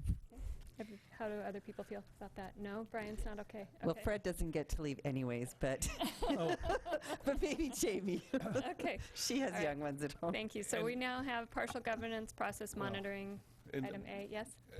I just wanted to add before we came to that conclusion of the meeting, having been at public input and spoken, it's kind of nice to not have to wait too long before you see how the board decides. Right. So since we've had at least one person in the audience that spoke, I don't know if we want to have too much of a break before we go into that. I was thinking of keeping it short and just what people need. But let's go on with Fred right now for Board Policy 1800 OE9, Communication Support to the Board regarding our ESSA update, which for those of you who don't know the acronym yet, Every Student Succeeds Act. Thank you. And so I'm going to jump in a little bit. We now have a new acronym because we don't have enough in education. We're calling this one WSIF, Washington School Improvement Framework. We have been trying to keep the board updated on this ESSA compliance accountability framework as we've received information. We will be completely transparent and upfront and tell you the initial information was contradictory from meeting to meeting. Jennifer would go to one meeting and come back with something, and Fred or I would go to a meeting the next day and come back with different information. So again, we're always probably going to be starting with, this is the best information we have today. It is now published, so we will assume that this is what we're sticking with now. But I think that because this is such a new model, that it will probably continue to evolve as well, especially since they've included some new metrics that weren't previously used. And I can speak a little bit with the voice of experience from a different state. They went through the same growing pains in their framework, and it changed annually. So stay tuned, but this is what we know today. So I just want to begin by, you're starting to see the the transition that's taking place as Jennifer prepares to be moving on here at the end of the school year. And you approved, I believe, at the last meeting, or was it 2 meetings ago? One of the two, that Jamie Prescott will be our new Director of Learning Services. So she's joined me tonight, and we're going to co-present for you on this. So we do have this new framework that has been approved by, it had to go through the state development and then on to the federal level, and had to receive the final sign-off. So this is what we know as of today. We're going to give you the very latest information that we have. You saw a partial iteration of this same presentation several meetings ago, but just some reminders about why we even have this. Previous to this, we had No Child Left Behind, and we had what we called Adequate Yearly Progress, or AYP. And every school needed to make adequate yearly progress, or then there started to, you fell into different designations of support, and in some rare cases, you saw states going in and even taking over schools. So this is a rewrite of that. That began in the Obama administration, and that has continued, and now that we're using the Smarter Balanced Assessment, that just becomes one of many variables. So why are we doing this? I think that this is a continuation of even what we were talking about in Fundamental 7, which is how do we close those achievement gaps and those opportunity gaps for all learners, and make sure that we're looking at school in a more holistic way and not just through the lens of a test that students take each spring, whether or not that was the WASL, the MSP, or now the SBA. We're also looking at continuous improvement of all of our schools. Each year, our teams who are just here tonight come with their school improvement plans, and those are evolving documents, and this is going to be another opportunity for them to think about areas of their school that they may focus on and continue to improve. The obtain and retain effective educators really comes from those schools that may be in improvement or receiving targeted support. There's probably going to be additional money to try to enhance those schools, thereby helping to attract and retain. I'm not sure we're going to see a big windfall of money as it relates to this, but we're always trying to find those educators. And finally, there's a renewed and just a greater emphasis on how do we use all of our resources so that they're working together. How can we use Title II money with Title I money? How do we use Title IV money with Title III money? And so it's also giving us greater flexibility of how we might use some resources. In some ways, we've already started playing this game as school districts long ago, but we now have even greater flexibility to do that. So as a reminder, our elementary and middle school students and teachers and schools, we're really looking at the areas of proficiency in ELA and math, and that's as measured by the SBA, the Smarter Balanced. We're looking at the growth that those students are making in language arts and math, and of course then that we're just talking about third graders to fourth graders, fourth to fifth, and then all the way up through 8th grade. We're looking at our English learner progress, both in terms of how they're doing on the ELPA 21 that I spoke about earlier this evening, as well as the SBA. And then we're also looking at attendance. Do we have those students, as I spoke about at a couple meetings ago, around, do we have any who are chronically absent, and what's that rate? Our high schools are measured a little differently because of just the assessments. So you see that all of those are the same that I just read off, with the exception of student growth. And that's because those students, it's really a graduation requirement. So by 11th grade, they have to be to a certain place. It's not about growth over time. And students aren't taking them at those every year intervals like they are 3rd through 8th grade. But we add a couple for high school. The graduation rate, and that's on-time graduation in 4 years is what the measurement is there. So those who graduate in 5 years technically count against you. We'll still measure those internally, but they're looking at a 4-year graduation rate. We also add in 9th graders on track to graduate. That's the number, that's your students who pass every class that they attempt in their 9th grade year. So what is your rate of students passing all of their courses to stay on track to graduate in those 4 years?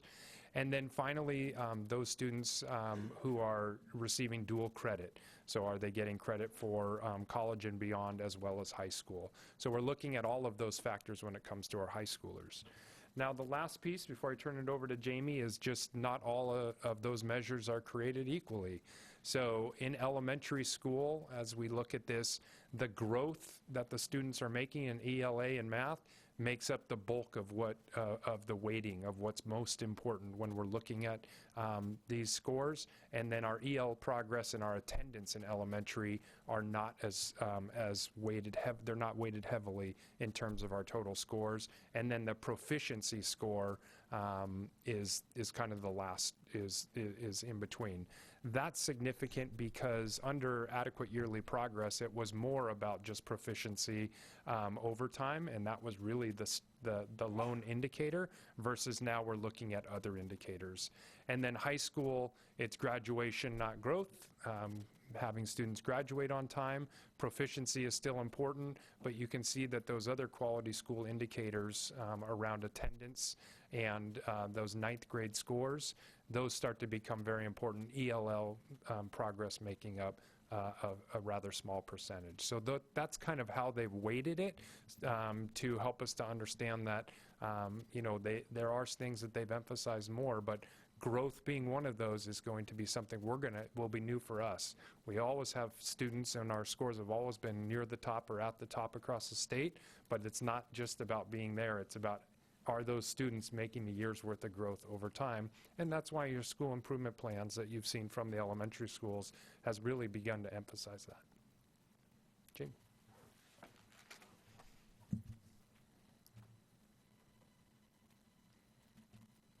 So to determine where a school falls, through WSIF, they create deciles. So they rank, and I'll just use ELA as an example. So they'll rank the ELA proficiency for every school in the state, and they will divide it into 10 equal parts to create the deciles, and then they will multiply, then they average them. So they do the same thing for the math. They average them within the deciles, and then they multiply it by the weight from the previous slide to come up with the index on the far right of the screen. And from there, they determine their threshold. And so they're looking for the lowest 5%, and that's really what they're trying to, I'm going to use the word target, and you're going to get confused in just a moment, but that's what they're trying to target. That's that threshold. It ended up being 2.3 this year. And those schools who, on the overall comprehensive index, fall below that threshold line are in what we call comprehensive improvement. And so there's no funding currently with that, but they are considered comprehensive improvement. They are the lowest 5%. The identification of schools, so as I said, comprehensive is the lowest 5% overall on the indices, and then targeted would be any subgroup who falls below that cut score. And so they break out the data, and you'll see in just a moment a slide that shows each of those subgroups, and if any subgroup falls behind, that school is then in a targeted improvement for that specific area. And then there's not in improvement, and no Mercer Island school is in either targeted or comprehensive, meaning that all of our schools scored above in every subgroup and in the comprehensive score over that threshold. So if we look, for example, at Islander Middle School, there are the 4 areas in which their measurements are determined. And if you look at the framework score, you'll see the threshold line, the ID threshold, and we are above in everything. If you scroll down again, you'll see, looking at the data in a slightly different way, you'll see that some of our subgroups are definitely lower than others, and those provide us with some data as to our targeted approaches.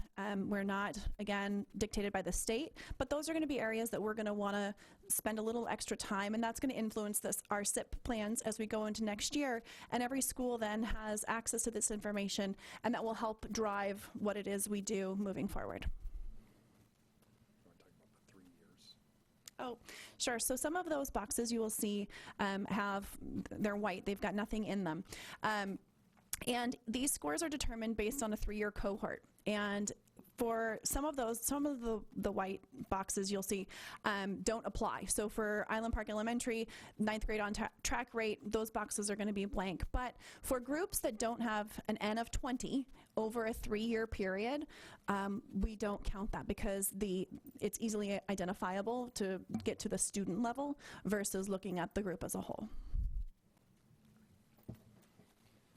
So in your packet today, you have the scores of all of the schools across our district. And as Superintendent Kolaski noted, this is all public information now, and so we're trying to make sure that you have it as quickly as possible as board members, so that you're on the front end. Our leadership team has already seen this same presentation. They've gone at an even deeper level, anxious to dig right into their data there. We wanted to just point out, Mercer Island High School, one of the areas that we've been working hard already this year is on attendance, and this is further evidence that we're on the right track, that is something we need to work on, but it could be easily, we just wanted to point out the math and just remind everyone that the math is going to continue to lag for another year. While it's not a graduation requirement, we still have trouble getting students to even want to take that assessment. So the orange there is really more about our students aren't taking the test than it is that they're struggling. So just a reminder on that piece there. So what are we doing next? I think there's much to celebrate. To Jamie's point, none of our schools are in targeted or comprehensive improvement, which is a positive piece in terms of we didn't get to have greater agency over what we want to work on. It's not that we're not going to be working, but we'll have greater choice there. Some of those targeted areas that we're already targeting ourselves, our SPED program review is, we were working on this week, as a matter of fact. We had the PSESD on site this week doing focus group interviews with stakeholders across the district. We're also doing a parallel one with our HiCap program. Our school improvement goals are already addressing equity and access, not just in the classroom, but in and around the school, as you saw, and certainly attendance. So I think we have to continue to look at our ELL and our ELA data, making sure that those students are making progress. Are we increasing the opportunity gap with SPED students or decreasing? And so we've got to look at that, and then our attendance and our graduation. So with that, there's our information, latest and greatest from ESSA. We're happy to take any questions. Unless Superintendent Kolaski, do you want to add anything else before we wrap up? I know we've all been talking about it. We have been talking about this a lot. I think, and this was noted even when we were working with our leadership team when we looked at the data initially, is you don't want to call it old data, but it isn't current. It's 3 years back, and it'll rotate ongoing for 3 years. So when you're looking for real-time data, this isn't necessarily it. And so sometimes that can be a frustration when you're at the school site level, because you want to know which students right now that and that you need to be targeting, and this isn't the tool for that. David Hoffman, Principal Hoffman, was really concerned right away when he saw his 48.7% ELA proficiency rate for current EL students. So, we went down there with the data, and Jennifer had the back end data to see which kids are there. Well, when you look at that, that also captures when we used to funnel all the ELL kids to Island Park, because that was 3 years ago. So some of those students are either already in the middle school, to Superintendent Kolaski's point, or they're in some of the other elementary schools. So again, that data is, we have to be careful that we don't jump to erroneous conclusions. There's lots of deep dives that we have to do to target specific students and specific groups. Thank you. Comments? There's just one number that seems to be blaring out to me, and I imagine you have an explanation, and I would just love to hear it. With Lake Ridge and that 21 with the students with disabilities for the ELA median.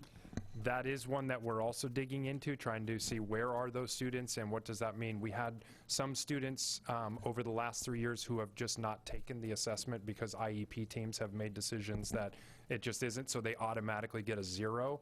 That could be part of it, so we're looking at that one as well for the same reasons.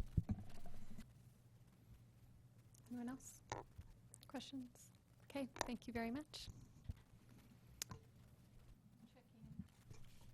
Checking in. Do we need a bio break? I'm fine to keep going. Yeah.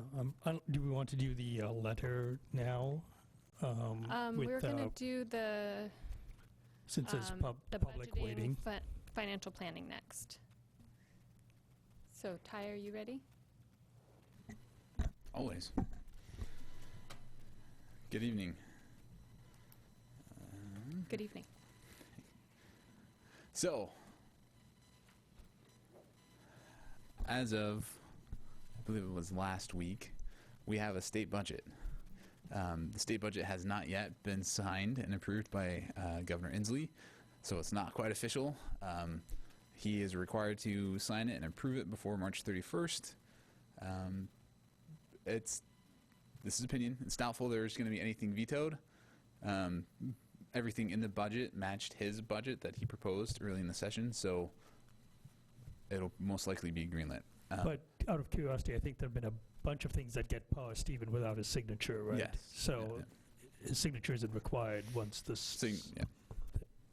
Certain items, he can strike certain items, but the bill does make some significant changes to the House Bill 2242, which was approved in summer of last year, which completely changed the landscape of school finance. It's great. House Bill 2242 phased in salary increases for state staffing over a 2-year period, starting in 1819, and then which was a partial implementation. 1920 would be the full implementation. State Supreme Court said that's not good enough. Get it done now. So, enter Senate Bill 6362, which accelerates the full implementation of the salary by districts into 1819, with a whole other mess of things. So this acceleration means that we weren't anticipating the acceleration of the implementation of full salaries, so there will be a significant increase in funding being available for salary cost for staffing, which is allocated to us by the state. So that's the key within the model, and the key within the state Supreme Court's decision is that the state says, this is a good enough model for you guys. This is, we're allocating what we believe is an appropriate number. And the state Supreme Court said, all right, now fund it all. So this is what they're doing. They're adding more salary to cover the teachers and staff that they provide to us through the model. What does that mean? We're still trying to figure that out, because we're still trying to figure out what the definition is between basic education and enrichment. That has not been clarified in 6362, as well as OSPI has not yet released their budget estimation tools, their pivot tables, and the key tools that we use to help build the budget. So in terms of numbers, I don't have anything for you yet, but as soon as we do have some for numbers, we can bring that for you. Other changes in the bill, they increased the special education cost multiplier. This is a tool that the state uses to allocate special education funding based on the amount that they provide. So as the multiplier goes up, so does the number. It's based on a variety of factors: student enrollment, staffing, staff costs. So it's a slight change in the number. I don't know if it's going to bring a whole lot. Again, more details needed. House Bill, so many numbers. House Bill 2242 implemented a 3-year phase-in for professional learning days, starting in 1819, 1 day, 1920, 2 days, 2021, 3 days. That's been delayed by a year. So implementation of the professional learning days, which will be funded by the state, goes out to 1920. And this is the fun part for me. So along with the accelerated salaries comes accelerated compliance. Because we are now being fully funded for basic education, we must now, according to the state, I think that's just to make sure, Yeah. according to the state, According which to the is state. not giving us special ed money to, No. Yeah, there's a lot of quotation marks and stars, and that comes along with fully funded. It comes along with the compliance of having to put staff members into basic education or enrichment. And since we don't have that full definition of what either of those are, I'm working my hardest to try to put people in the appropriate buckets. One of the interesting pieces of this is we knew this was coming, but we had anticipated having a year and a half to figure out this problem. Ty now has about 4 months. Along with that, there are significant accounting system changes that need to be made in terms of adding account structures and sub-funds and assigning staff to sub-funds and programs to sub-funds. This is also accelerated, so we have about 4 months for that. OSPI is also being required to accelerate their implementation of this accounting system. The funds that had been earmarked for OSPI's implementation did not get accelerated. So it's great. Also, and this goes into the beginning 1819. Certificate salaries now have a regionally adjusted minimum and maximum. The contract that we negotiated last year and that was approved by the board, those numbers fall within the minimum and maximum right now. So we are in compliance already. Step one.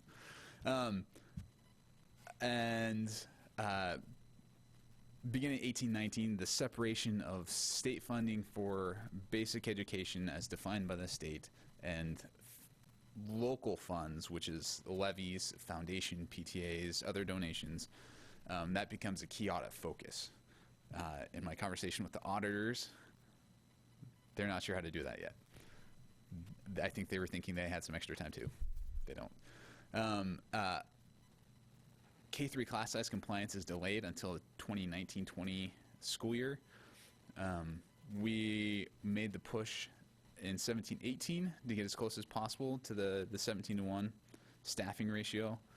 OSPI released the staffing ratio tool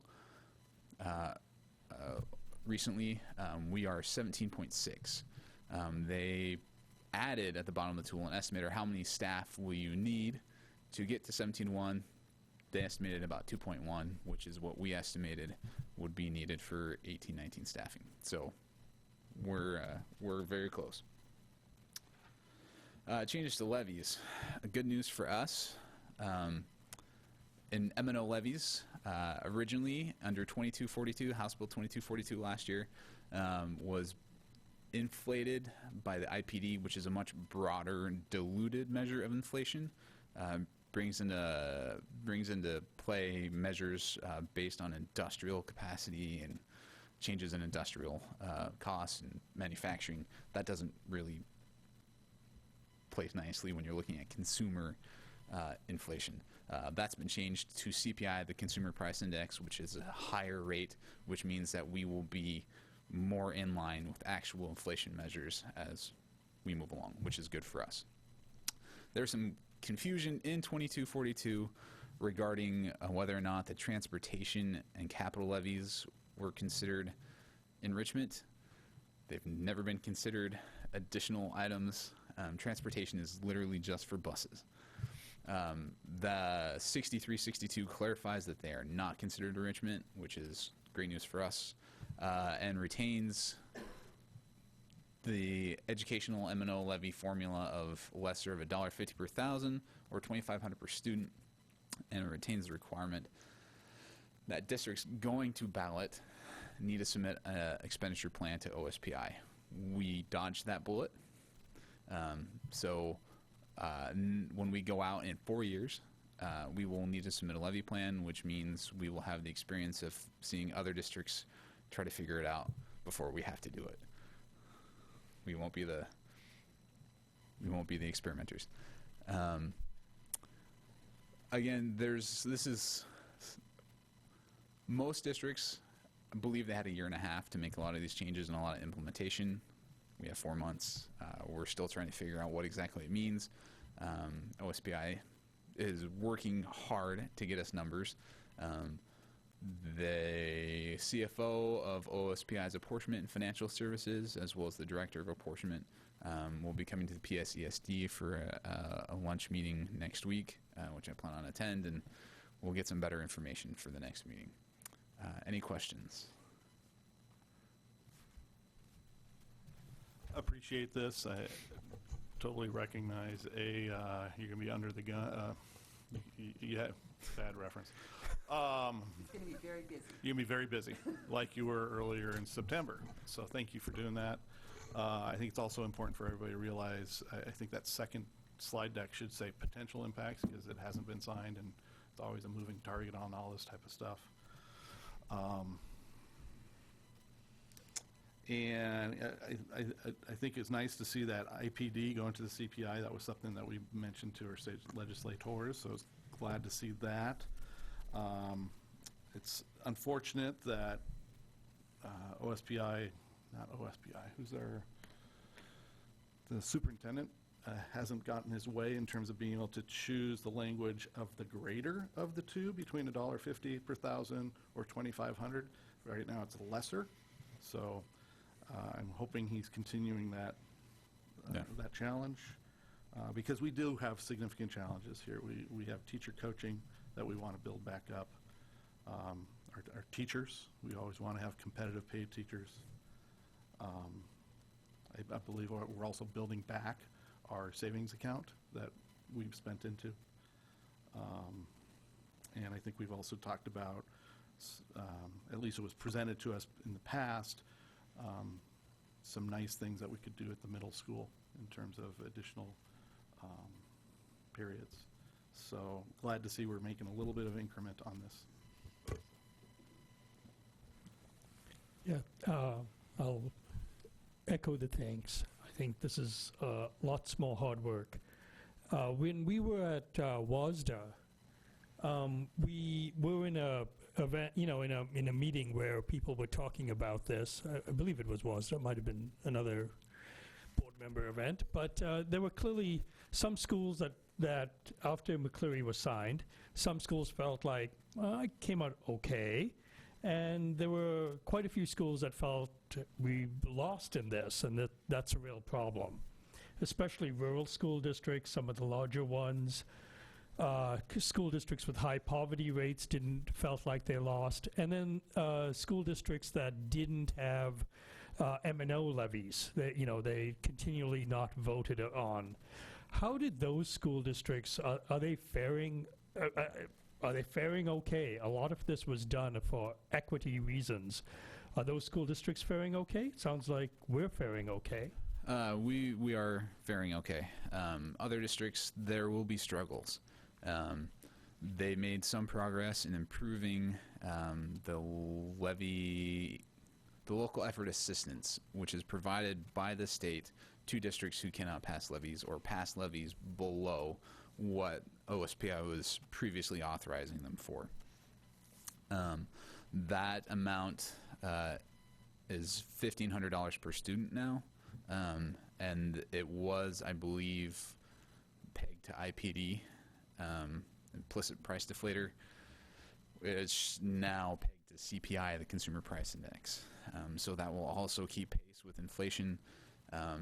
There were changes to the regionalization amounts. Some districts who were stacked up against higher cost of living districts were not faring as well in terms of regionalization. They made changes to that. There were changes made to the allocation formula for staffing costs. Previously, we had the state the salary allocation model, which looked at experience versus education on a grid, all kinds of awesome numbers, and it produced an average multiplier against the base salary. That was wiped out in 2242. That's no longer how they do it. They add an average salary, so the amounts that we're going to be getting no longer factor in experience and education. And so there are a number of districts that were above the average in terms of experience and education, they made some modifications to that formula to add more funding for them. I think there have been some improvements in terms of equity and fairness. I'm not entirely sure about very small districts that have a lot of needs. There were some additional changes made, I believe, for high poverty areas. But overall, for us, we're going to be in an okay place. That's great. I think the whole reason McCleary was also done was to get more equity in our state funding. So it sounds like there are a great many other districts that are going to have to weigh in on this bill, whether they're thumbs up or thumbs down with respect to their funding. So I guess we'll give the thumbs up, and hopefully that won't change as these other districts continue to weigh in. We did have the 17-to-1 course rate is a nice number, student rate, but it is, of course, it's not what, as you presented, it's not what a person visiting the classroom sees. We've funded in extra items like now a truancy person, assistant principals to help with TPAP, the music, the Spanish, the art, the PE teacher, all those other things. Is that still going to be true in 17-to-1 ratio? All those will be counted towards that? As far as I can tell, the actual language in the House Bill 2242 did not change from the language previously used when measuring the 17-to-1 staffing class size ratio. That language did not change. OSBI has not issued any additional guidance to us. So we believe that we will still be able to count our PE, music, arts, Spanish specialists, our special education teachers in those ratios. There is a growing push among some districts to broaden the definition of specialists to potentially include librarians or potentially include paraeducators who would be passing that paraeducator test and fall under the new classification that will be coming in, I believe, not next year, but the year after. So there's a growing movement to include those additional supports in that ratio, but as far as I've heard, it's not moving yet. So that actually takes us in a worse direction for our K-3 class sizes if you go visit the room. Not necessarily. As a system, potentially it could. As a system, we believe that our priority would be to drive the actual class sizes down, but we're not necessarily including or endorsing the inclusion of the paraeducator or additional supports. That would, as you said, it would drive up class sizes potentially, or if we keep staffing where it is, it could decrease our ratio because it's recognizing the additional supports that are in the classroom that we see on a fairly ongoing basis. A lot of classes have additional supports. They have additional time provided for them. I appreciate how we make things work today. It's just that in a new world, the board expressed a desire that K-3 become a little bit smaller when you go visit the classroom. It doesn't sound like we've achieved that. That we shouldn't think about that as a goal at all right now. It might in fact get worse with the way they're doing their numbers. So I get that. So we've got a teacher contract for 2 years. We'll renew it again, I guess, a year from now. 1920. So in that teacher contract, we've also got a new healthcare plan potentially coming up that I think we talked about last time was 10% or so more expensive than what we're doing here. So we managed to secure we managed to secure a contract with Primera for the district outside of the WEA pool. Previously, we've been part of the WEA insurance pool. We managed to negotiate independently with Primera, we got a 10% reduction in rates and a guarantee for the second year that it would be no more than a 10% increase. So while other plans would be increasing ahead, we would be back to where we were 2 years ago, which would essentially still be cheaper than what's out there. But when the new contract is signed, it's all up in the air. When the new contract is signed, we don't get the discount anymore. No.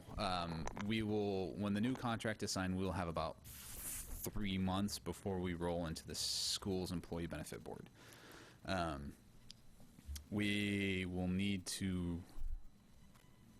Yeah, I think that's fair. I get it. It's all changing. Ty, our latitude to even make those choices will be greatly reduced, correct, in 2 years? Like it won't even be the same ability to choose. We'll now be on a greater state plan altogether, so it won't even necessarily be up to us at this point. Right. Right? I mean, we don't even know what the pool looks like. Okay. The benefit SEB, the school employee benefit board, looks like. We don't know the offerings. We don't know the providers.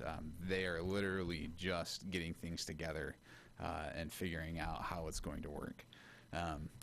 So it's again, new territory. You know, we talked today about ELL and increasing needs around that, and diversity. You know, we've been funding it through foundation grants and such like that.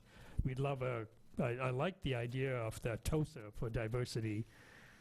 Any of those public disclosure reporting requirements keep going up. We've added a lawyer on stuff now for that. Is that any of that is being covered in these new budget? Do we start thinking about that too, or it's still all until unfunded mandates? Unfunded mandates. There are a lot of unfunded mandates. The biggest one is special education. The next biggest one is public records, and following that is 504. And then I believe the governor signed a new unfunded mandate around screening, and this is one the governor actually signed, as opposed to this one, where he funds it or doesn't fund it. He signed the unfunded mandate, but he hasn't signed the funding that doesn't fund the unfunded mandate. So that the dyslexia issue that got signed by the governor, education related, all that type of thing, no funding around it. Not yet. As well. So it looks like we've kept up a good collection of unfunded mandates here. Yeah. We have oh boy. We have a full house. Okay. Just thank you very much. That's all the questions I have. Sorry. Brian? Just thank you. You're doing a tremendous job, so thank you to you and to everyone on the team that's working on this from the central office on out to the buildings.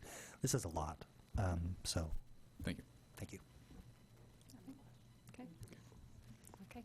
I do want to say I'm very appreciative of the increase in special education funding. I feel like that was something that probably hundreds of school districts spoke up about, and it's nice to see that the legislature listened to that, as well as the accelerating the full implementation of the salaries. That's really great news. So it's nice to see you smile about some of these things. I know some of it's just that you've got a lot of work to do on your plate to do over the next few months, but thank you very much, Ty, Absolutely. for the presentation. Okay. So with that, I think we should do our break now. 10, 15 minutes? Is that going to be enough time for people? Yeah. Okay. We'll go as quickly as we can. So we're going to take a brief break, about 10 minutes. Do we need a motion at all? I think usually a break is not a motion, right? Okay. Well,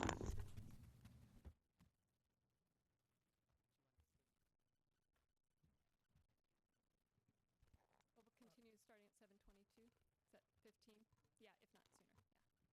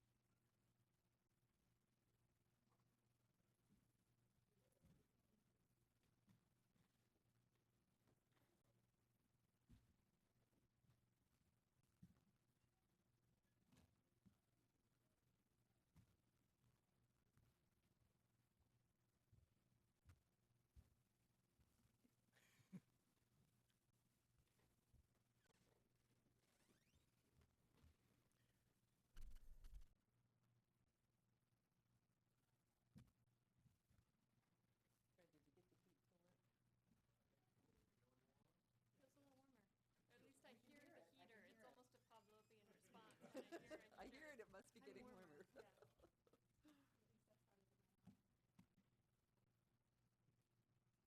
You know, at my house, I hear it and see the dollar signs. There it is again, it's on again. Yeah, we got new windows when we bought the house, and so the conditions were fine. They put new windows in.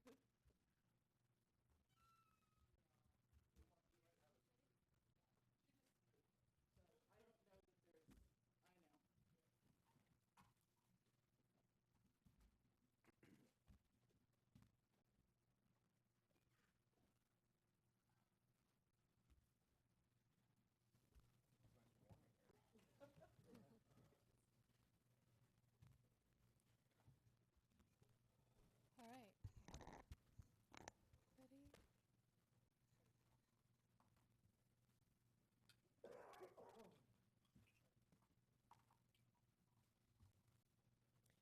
Okay, we'll get started again at 7:25. And our next item is communication and support to the board, proposed letter to City Council regarding mental health counselors. And so we had discussed drafting this letter at our special meeting on March 13th, and there's a revised, or I guess that was not on the docs before, so there's a draft letter on there right now, so we can get started with further discussion. Should we have a motion first, or was there anything you wanted to say, Donna?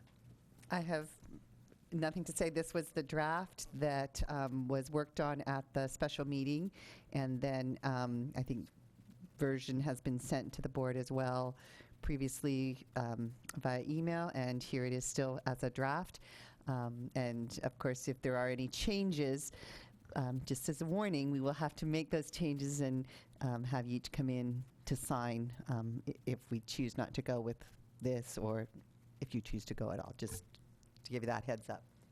Okay. And could someone click on the attachment? Find a hand, Fred.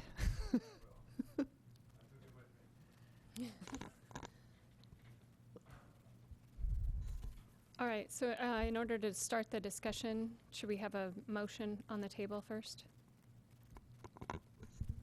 Sure. I move that we approve and send this letter to the Mercer Island City Council as authored. I'll second that. Okay, discussion. Who would like to start? So I think I've made most of the points in our session, which is videotaped and available. I'll just quickly summarize a few items. First, the letter is feedback to the City Council.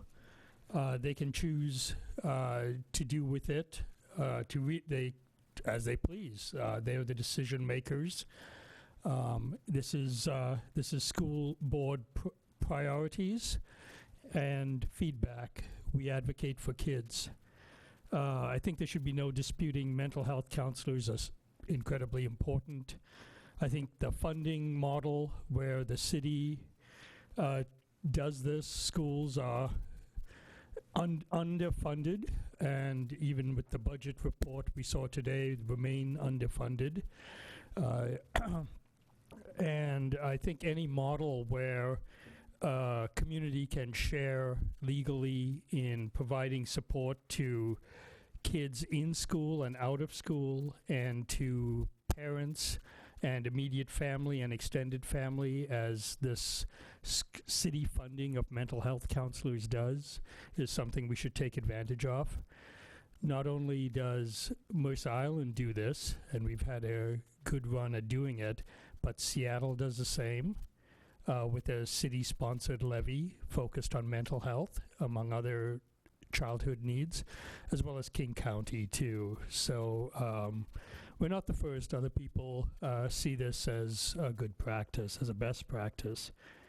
There's much to be said about doing this at arm's length from the school in terms of privacy, avoids all the auditing and issues faced by the schools, enables treatment of not just the student, but also the immediate and extended family. And then I think really the big issue we're trying to solve here is, as public input put it, this shouldn't be a ping pong ball that is bouncing between all these different funding sources. It's the priority of the police and fire department. It should be funded with that thought in mind and that concern in mind. Because we're a school district and under the laws we follow, they're prescribed to us, we can't cut English and math to add 7 periods in our high school. That's completely illegal for us to do. Basic education is basic education. We fund it there, and when we add extra stuff, it comes from another bucket. We can't turn off the power to our schools because we want to hire extra teachers. That doesn't happen either. That's illegal for us to do as well. So, I think we need to we have to be thoughtful about that. Our multiple levies make us very thoughtful, make us very transparent. I've worked on passing 6 or 7 of them. I've lost count, along with other community members. It's not a partisan issue. It's a transparency and trust issue. I think we've in multiple ways recognized this is a purple district in some sense, and really it's the thing we share in common is education and trust. And I think with these mental health counselors, it's a great model of sharing between 2 communities where the city has much more resources in terms of launching levies. If we could do this levy, I'd be saying we should be doing a mental health levy, but we can't. It's illegal for us to do that. And so we follow the rules. So that's what I've got to add. Thank you so much. Thank you. Who would like to go next? Ralph? I could go since I seconded, but I don't want to get in front of anybody else who wants to go right now. I think they're letting you go. Okay. First off, if anybody's watching this, I would really encourage them to watch the hour and 45 minutes that we discussed this at length a week ago. I'm not going to repeat all that. Just I think if people kind of know where I am on this stuff. I will mention maybe some new things at the risk of being a little bit redundant.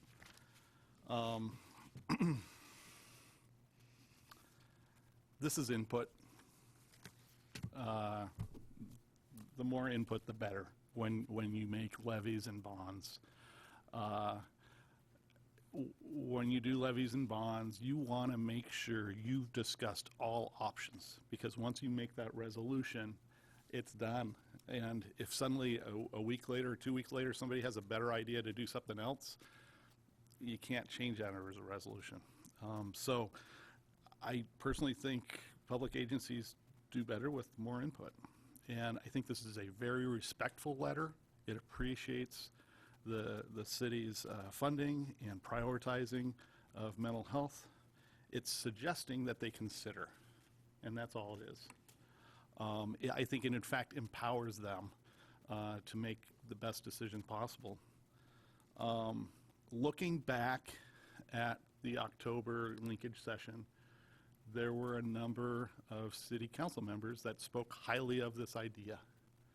And it was asked of the city if they were going to present this to the CAG as a standalone idea. And speaking to people at the CAG, I think they've met 4 times and it has not been presented, and I think they've only got 1 meeting left. So considering, I think, is appropriate given that input. Let's see, and just emphasizing how much this community does to fund education again. The PTAs, the Schools Foundation, the work on our targeted levies, and I think everybody agrees that mental health is a community responsibility, and that's That's why the city of Seattle has a targeted levy for mental health. King County has a targeted levy. It tends to be targeted for impoverished communities, but it's mental health counseling. And Bellevue has, I think, a new mental health school mental health center. I think the money is also going to Vashon, and it's also going to perhaps Renton or someplace in Seattle.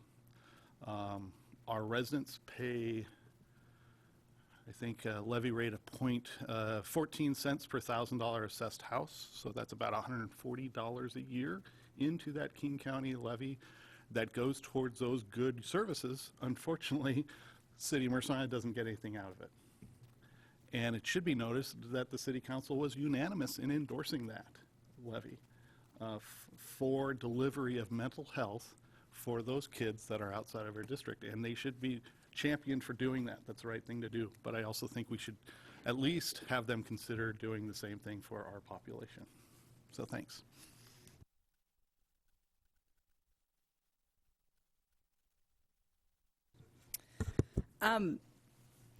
In struggling with this issue, the one struggle that I don't have and that I haven't heard from, frankly, anyone is the need and the desire to have mental health counselors in all of our schools.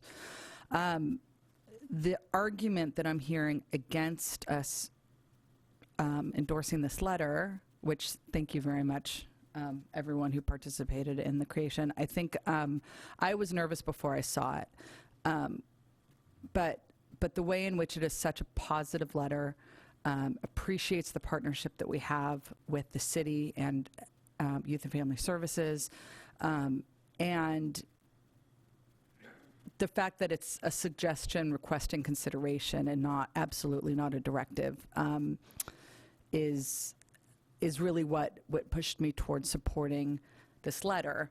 Because I think at this point it's a question of the letter, not really the need for the mental health counseling.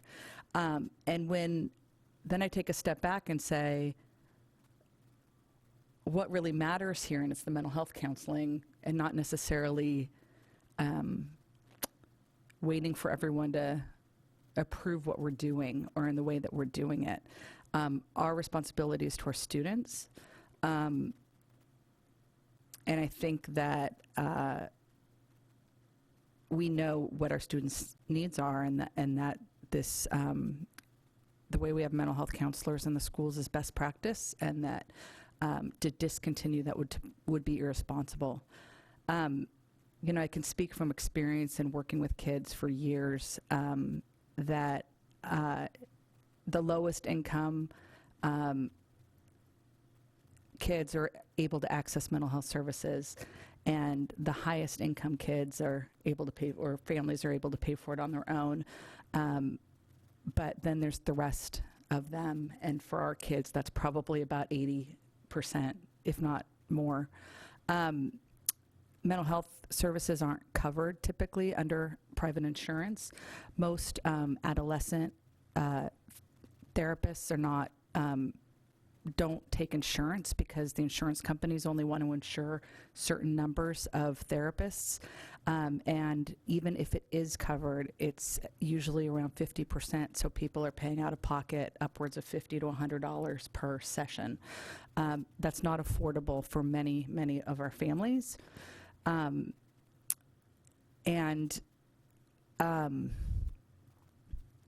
We need, it's our responsibility to make sure that our students' needs are met, and asking for a sustainable funding model is the responsible thing to do. I've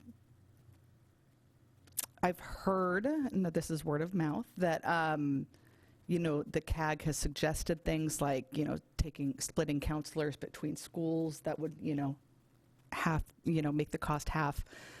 And that would, again, be a disservice to our students. I would suggest, and I don't know if this needs to be a formal motion, but that this letter is also CC'd to the CAG.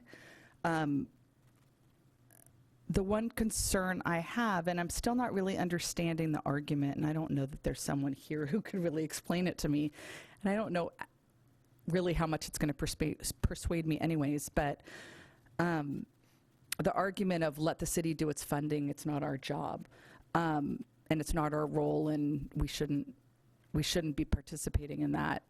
As David said, and as Ralph said, you know, we can't do a levy for mental health services, and the city can, and it's the city's responsibility to make sure that our community is safe and healthy, and mental health is really the fundamental way to make sure of that.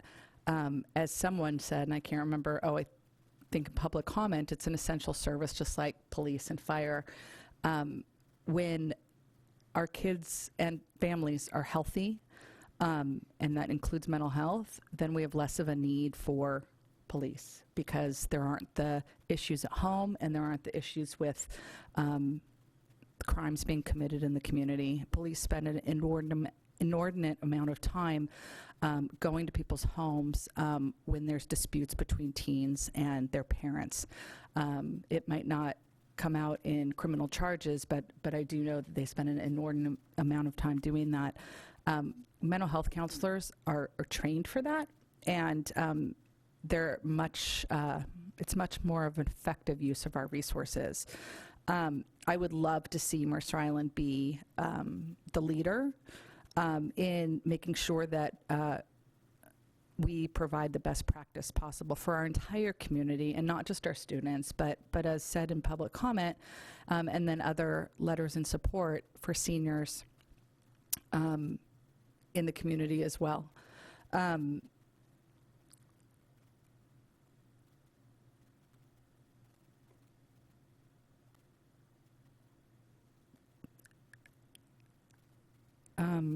I had one more thing I'm forgetting.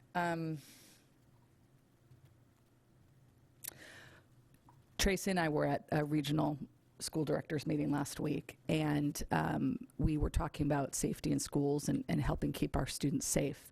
And, you know, we're very much not talking about gun prevention or gun violence, but very much in terms of mental health. And Mercer Island School District is far and away providing those services in a way that other school districts aren't. They were very jealous of the things that our schools have been doing and that our community is doing. And this goes from, you know, mindfulness and step 2 and all of the things that we heard about today. We should be really proud of what we've done, the way that we serve our kids. We have the city council and the city to thank for that, for providing this service. And I think that sending this letter is the right message in a very gracious way. Thank you. Brian? So I kind of, I encourage you to look back at the the previous meeting, anyone watching, because I kind of let my hair down and let it fly at that meeting of how I really felt about this. So I'm not going to go back there, and I'm going to try to keep this brief. I did take time between our last discussion of this document and tonight to review the October 26th linkage session with the City Council, where the subject did come up. It was a City Council member that suggested a standalone levy as a part of a discussion. So the one phrase in here that seems to have caught a lot of attention is the specifically calling out that standalone 6-year levy. And I appreciate the letters, and I want to extend that appreciation to the community for everyone who called or emailed or wrote or pulled me aside in the parking lot to give me an earful. I appreciate it. It drove my homework. I built new binders and a new one just totally focused on our interlocal agreements and trying to really have a deeper understanding of those partnerships, because we do have an extraordinary partnership with the city. And so I appreciate that this letter does express that appreciation to the city, that this is something that we have to do together. I appreciate that while the suggestion is in there for the standalone 6-year levy, it's not a new suggestion. It didn't come out of nowhere. And it's reasonable, especially considering our knowledge as a school district of how levies work and and how these function. I have a deep appreciation for the task ahead of the CAG and the City Council as they're managing their budget, and also a hat tip to Julie Underwood, the City Manager, because she is really grappling with a lot right now. And so I don't want to make light in any way, but I would not have survived high school had it not been for access to mental health counseling. I don't have a semicolon tattoo anywhere, but I am a survivor of teen suicide attempt. And I understand, not just in depression, in that aspect of mental health, but in really reaching out and addressing the whole child, and our community and their family, and these services are absolutely essential. And I think for me, the final thing that just locked me in on this was over the weekend, receiving the letter from the city outlining the budget that they're looking at, and that seeing listed right there that one of the cuts that would come, it's almost right off the bat, is a 50% cut to those youth and family services. And so for me, you know, whatever I have to do to support our students, to advocate for this, our students, our families, our community, who are, people who are struggling, the elderly in the community, they need access to these services. And so I think that this is the right letter to send. I think it's the right tone, and I think we need to advocate. Thank you.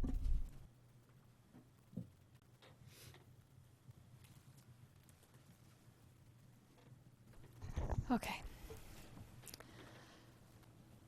I've been thinking a lot about this as well since our last meeting, and as I stated my concern in the last meeting we had on the 13th, I agree with everything everybody's saying. It's just that one piece.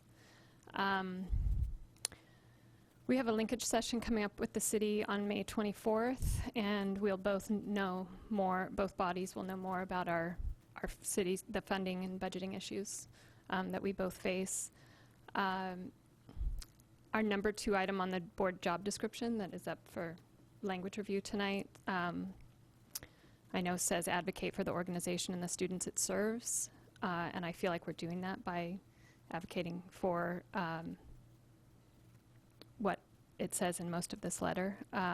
Number 3 also states that we maintain constructive two-way dialogue with students, staff, parents, and the citizens as a means to link with the entire community, primarily around the board's 2020 policy. And we have in our fundamentals that social emotional health is way high up there. So, and my own family has used our mental health counselors in the schools, and I advocate strongly for that.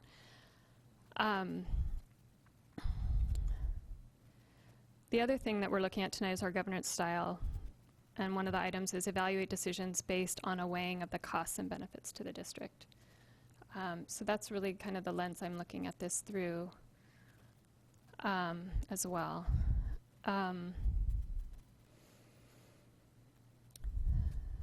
In our resolution that's coming up for the next item, we indicate that the board shall advocate that Mercer Island City Council enact legislation that will provide dedicated long-term funding to sustain the full-time Mercer Island Youth and Family Services mental health counselors in each of the district schools. And that's a fabulous statement. I agree with that. I feel like that statement is sufficient for right now, and that we are kind of jumping into the middle of a community input process that the city is doing. And while we may think that it should have gone a different way, we were not on that CAG. We've had a representative there, not in a in a kind of an advisory role, not as a participant. Is that fair to say? I think if we wanted to have more say in the CAG, we should have had a person on the CAG. But at the time, we didn't think that was appropriate. I might have lost my place now. So it's not just about what we say in this letter. I think we can argue that it's just a request for consideration, but it's how it's perceived, kind of like when someone might say something and then someone's offended, and then that person says, oh, but I only meant it like this. But it's the impact that it can have on a person or a group of people that we also have to consider going forward. So like I said, my reservations are about the how. I would like to keep all the appreciation part. I fully support all of that. We talked about last meeting that when I said that it's the consider a 6-year standalone levy that I had a problem with, and I couldn't at the time think of something that would be better than that. And I know you guys worked really hard to try to make it as soft and ask as possible. But I would feel more comfortable having it read that the city keep in mind all possible solutions to allow for those critical services of Mercer Island Youth and Family Services counselors.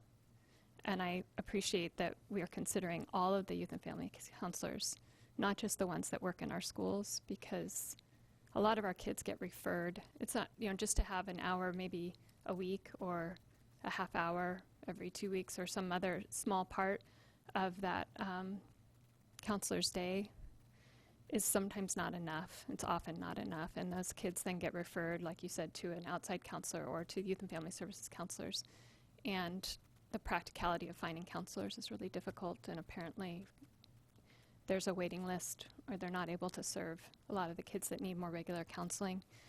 And they have a sliding scale, which is great funding as far as financial considerations are made for families. But when they don't have the staff for it, it leaves a hole too. And that's a critical piece that I would like to advocate for, is that if we need more funding, it's not just for our schools, but for our whole community to have that. I just think it's important to know that, or for us to consider that while we may feel like, or some of us may feel like we have experience with the levies, we're not on the city council, and we don't know everything that's going on with the CAG, and we don't know exactly the best choice for them.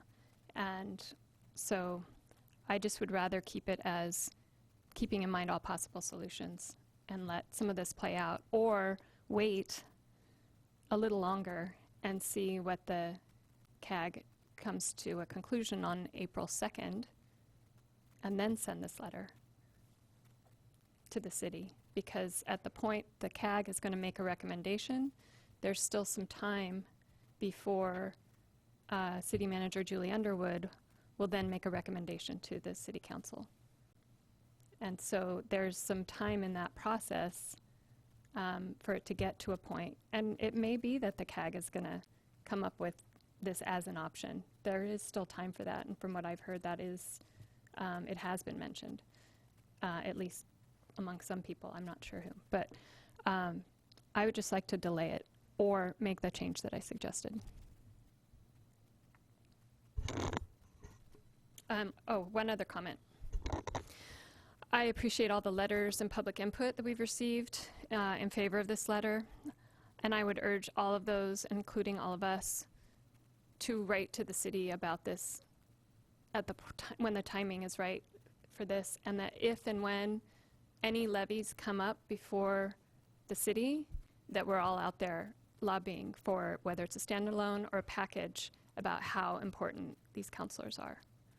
And I think that's really critical. And it's not just, people writing letters to us about asking the city seems like a roundabout way, where really those letters, as I'm reading them, I'm thinking this should go straight to the city council or to Julie Underwood, not to me. So they're very well written, great arguments. I'm in agreement with so much of what they're saying. I just don't think it needs to be specifically in our letter at this time. We also need to realize that no matter what levy gets put forth, there's a risk of it not passing, and we need to have a backup plan in our own budget or contingency planning, or how to raise the funds through other means in order to make sure that we maintain this service, because it is so important to me. And I don't want anyone to think that just because I don't want to have that one piece in the letter, that it doesn't mean I don't care about this issue. So.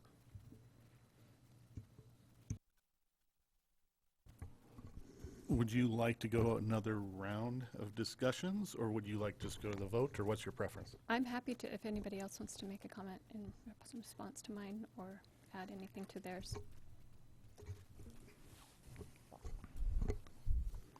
I'm happy to make a few comments. First, I think the letter was drafted to say MIYFS Counseling Services.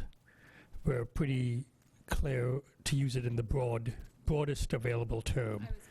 So, you know, your thoughts about other things to be included under that umbrella, the letter was designed very purposefully to allow a lot of leeway under what counseling services means, whether it's students, whether it's students in the other private schools, whether it's seniors,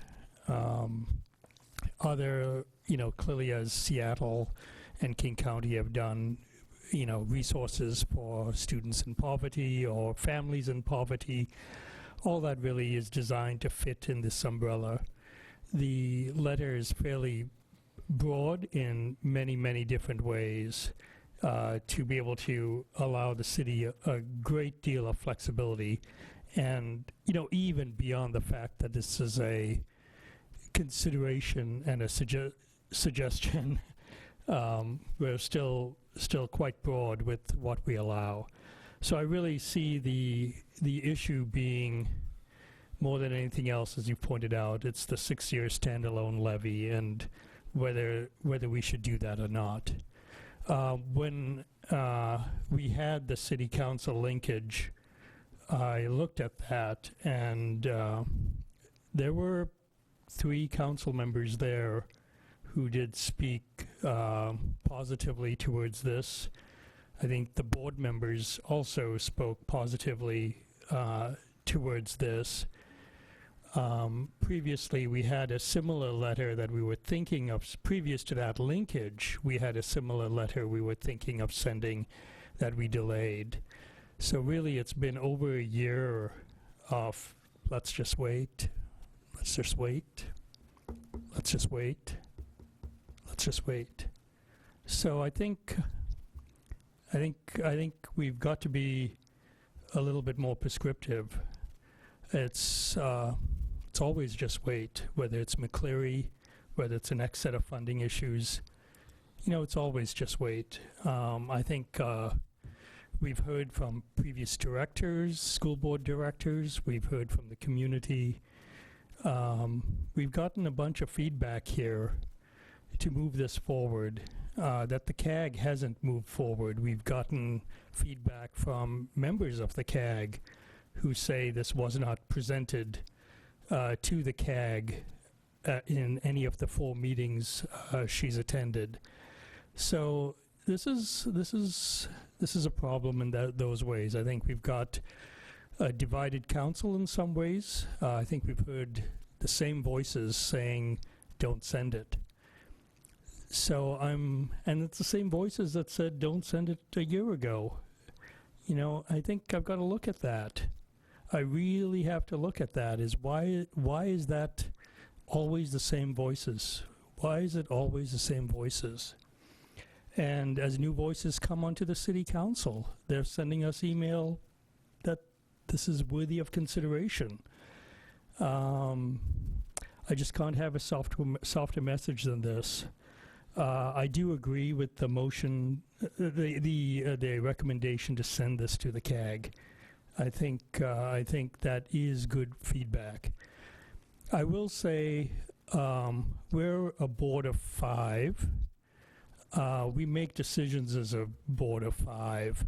I don't think representation in the CAG of 1 or 2 of us would have been fair, and I don't think it would have been a good way for the board to provide input.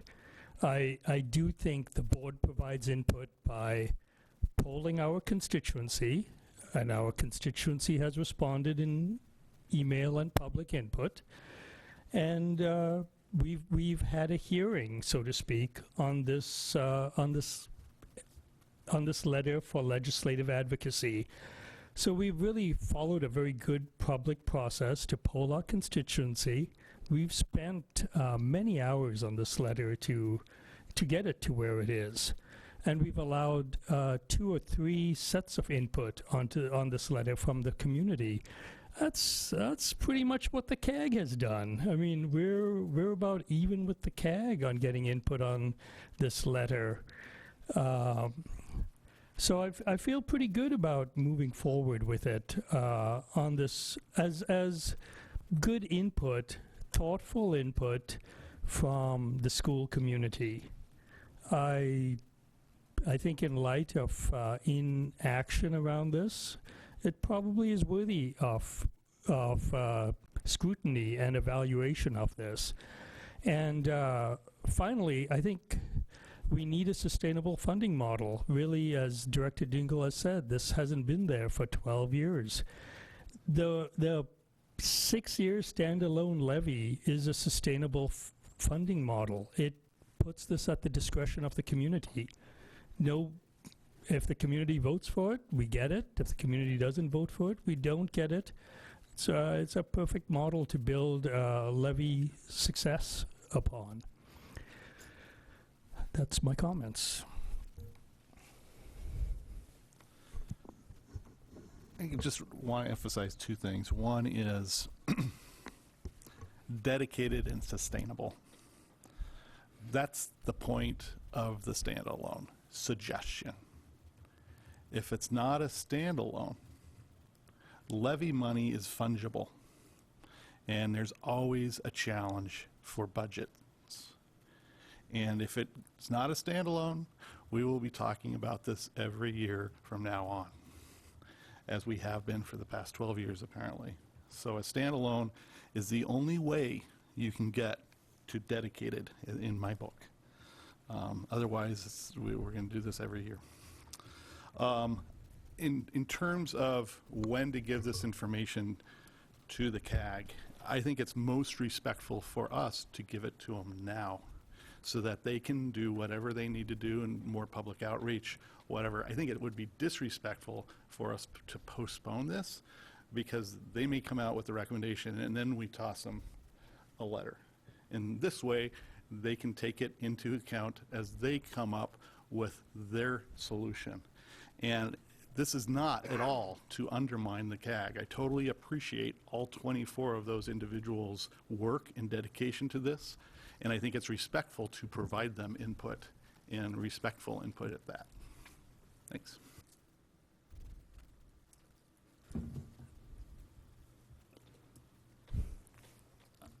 I'm really concerned that we had one city council member come to our special meeting, and in these conversations, we're told that perhaps Julie Underwood would address this at public input.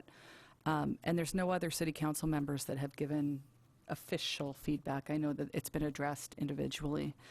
I'm still not getting a why wait. I'm not getting an answer to the question of why. We are the experts, we being the school district is the experts on for our kids and what our kids need.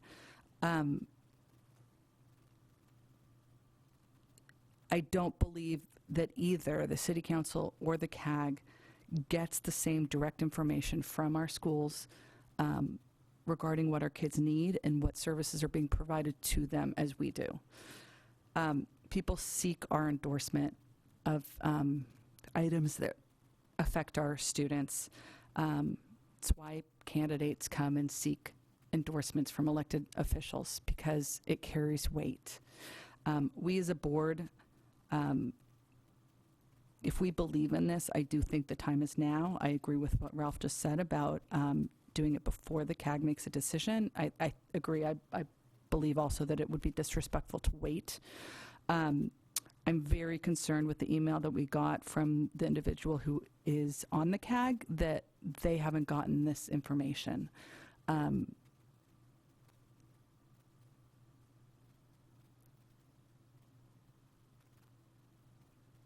It's our responsibility to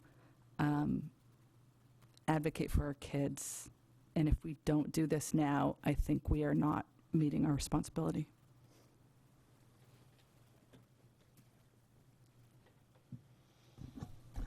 Just building on my previous comments, in reviewing the conversation that took place at the last Lincoln session, it's about a 17-minute conversation, and the question was specifically asked by a city council member, will this be presented? Is this something that can be discussed? How soon can we know this? And the response from the city's executive director of finance was, we could really look at, and this is specifically addressing just next year to get the funding just through next year.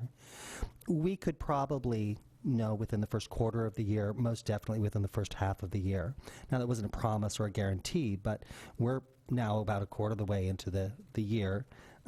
We're heading into the second quarter for us, and the superintendent is busy with her staff putting together a budget that we need to have in place before September 1st. This includes funding for our counselors, what positions are going to be handled. This work is happening right now for us. And so for me, that really says now is the time to send this. We're coming to the end of the first quarter of the year for us. It's time, I think, to ping the city council and say, so remember the conversation we had in October? Well, we're circling back now, and we're bringing back the information that we specifically discussed in October. Now, 2 of us weren't part of that discussion, but we can certainly go back and review it. Yeah, just add that on there.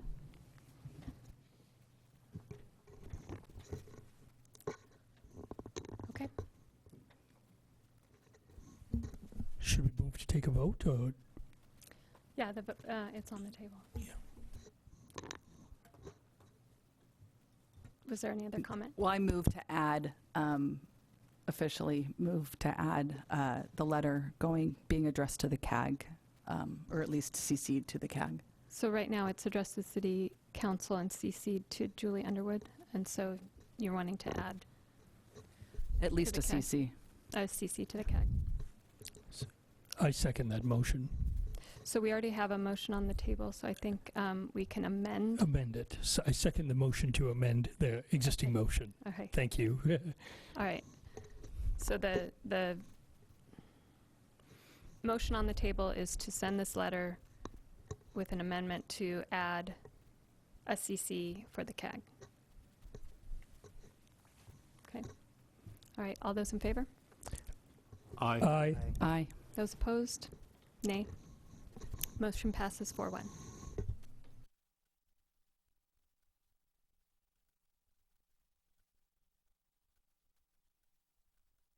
Our next item is our resolution. May I just get some clarification? Yes. So by adding the CC, I do not have a current copy that makes the amendment. So just so that the board knows, when we have the amended copy, Kendall will contact the directors to come in to sign. Got it. Okay. Thank you. Okay, so item D is also communication and support to the board, proposed resolution number 665 regarding school safety and gun violence prevention. So we also discussed this at our special meeting on March 13th, and we have a draft resolution. So let's do a motion. I move that we adopt resolution number 665, school safety and prevention of gun violence. I second. Discussion? Can I interrupt? Mm-hmm. I was wondering if Brian wanted to second that since you were a co-author of that. Would Director D'Souza entertain? I will unsecond that. I second the motion. Discussion. I am proposing that we adopt a resolution of the Board of Directors regarding school safety and prevention of gun violence. I'm not going to reiterate what we talked about in our special meeting. And interestingly enough, in terms of public input, whether it's by email or in person or phone calls, the majority of, at least that I heard, the input was directed towards the letter and not the resolution, which just happened to be at the same time. In drafting so in other words, I have not heard of any public opposition to the resolution. We did receive one email that had some edits. Oh, okay. Had some modifications to what we wrote. In fact, we actually purposefully drafted it in the way that we did. Obviously, need to make it known that the resolution is coming at this time because of the advocacy of the students following the school shooting at Marjorie Stoneman Douglas High School. It isn't because of that shooting, but it has been brought to light as a result of that. This resolution really is documenting what I believe the community, the majority of people feel, how they feel about gun violence, and how they feel about what is needed for our students. We tried to draft this resolution focusing on violence prevention as a whole, and not just focus on keeping guns out of the hands of people who shouldn't have them. There's a lot of steps that happen between a student starting kindergarten and then ending up at 18, 19 years old with a gun in their hands shooting their classmates. It's our responsibility to make sure that our students are getting the services that they need and the education that they need in order to keep those things from happening, whether or not they have access to guns. The focus on this resolution is asking, one of the requests that I'm most pleased with is asking the federal government and the state legislature to pass legislation that classifies and funds social emotional learning as basic education. We all know, and we all keep saying this, that our students can't learn if they're not mentally well. So it is a necessary need when we're talking about education and preparing our kids for their future. One of the things that I was proudest of with regards to our district is that most of the things that we're asking for, we already do. I think this community and this district should be really proud to know that we are leaders in providing for our students and families. And part of that is making sure that our students and families know that we're behind them and doing everything that we can. That's as important as I think as actually doing it, because sometimes when you're out living it, it's nice to know that there's people right behind you supporting you.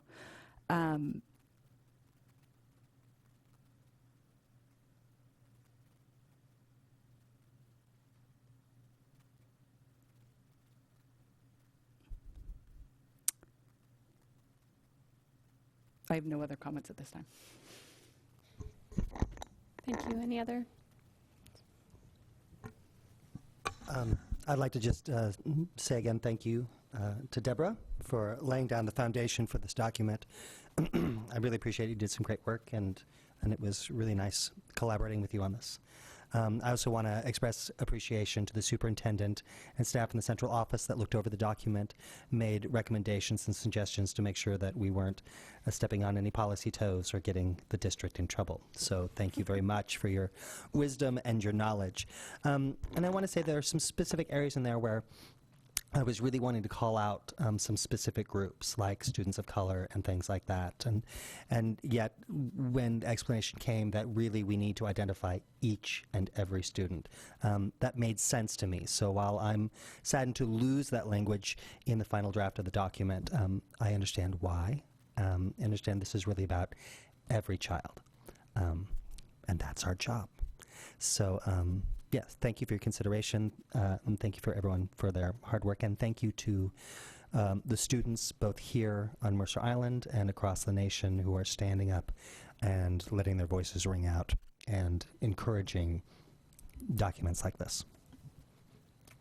Thank you. So, thank you, Brian and Deborah, for this.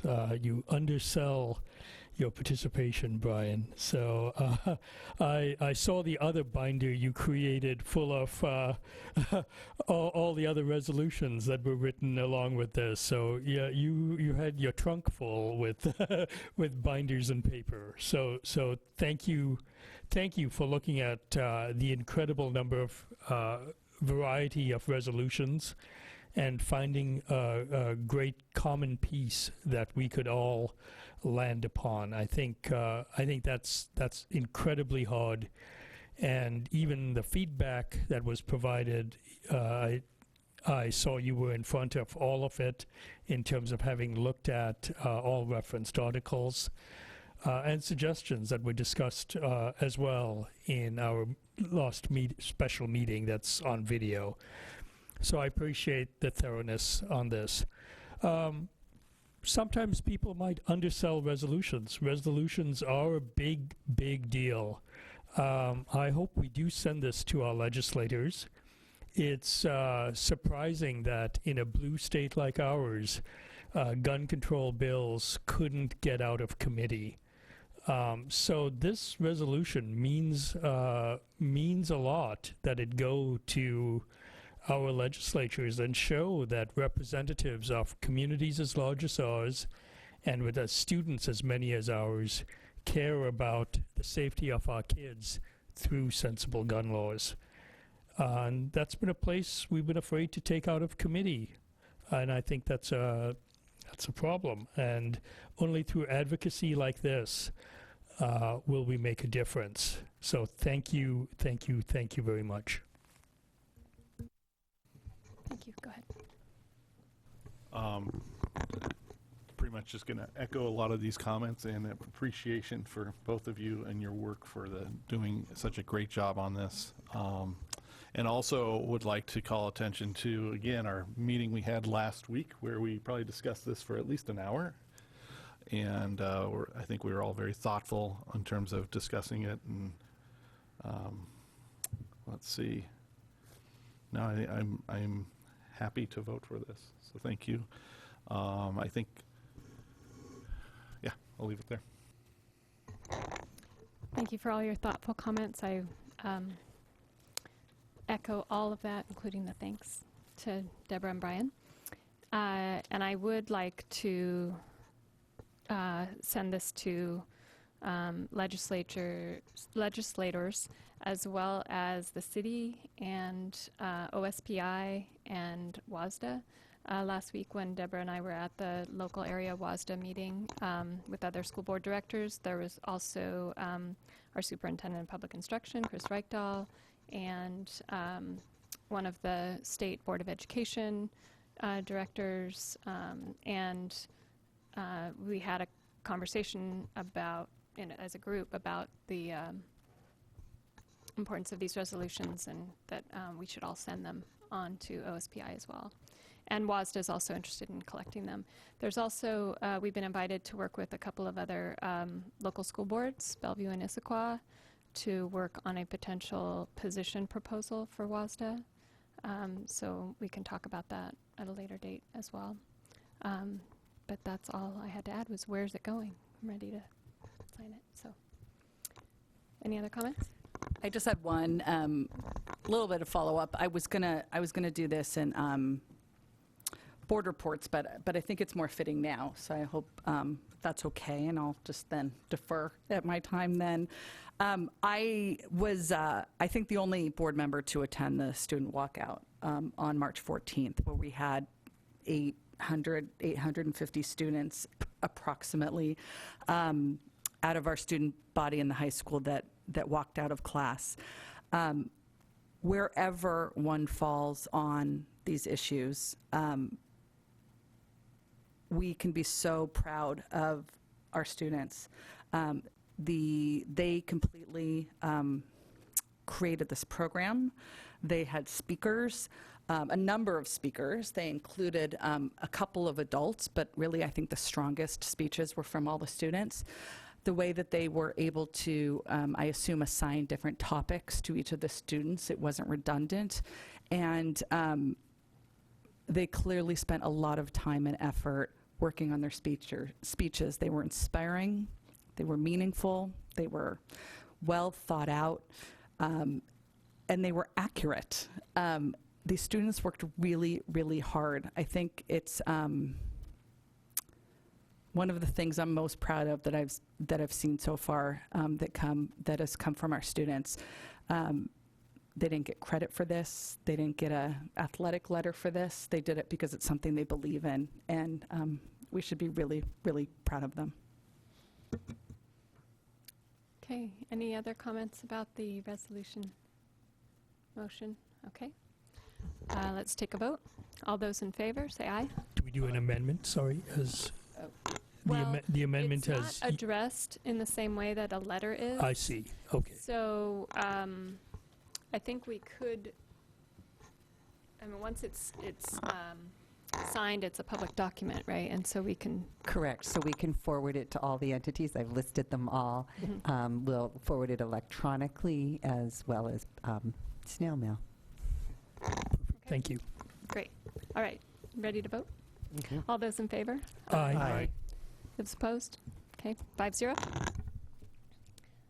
Okay, moving on to Board Policy 3231, Student Records Proposed Revisions. It's very small. Did you want to set it up?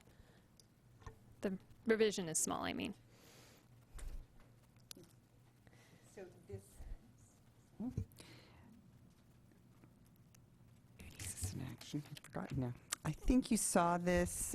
It's a second reading. Yes, already. This is a second reading, and again, there is just removal of place of birth in the policy. This was something that was brought to our attention, actually from an ACLU document that was sent to myself, and in reviewing our policy and our practice, we thought it was important to adjust accordingly. So it's just that one little bit of red that you see in here. And this is second reading, so action is requested. A motion? So moved. Second. So the motion is to approve the revision, and any discussion? Okay. All those in favor? Aye. Okay, motion passes 5-0. And next we have full governance process monitoring language review. Board Policy 1002, governing style. Are there any ideas for revisions here?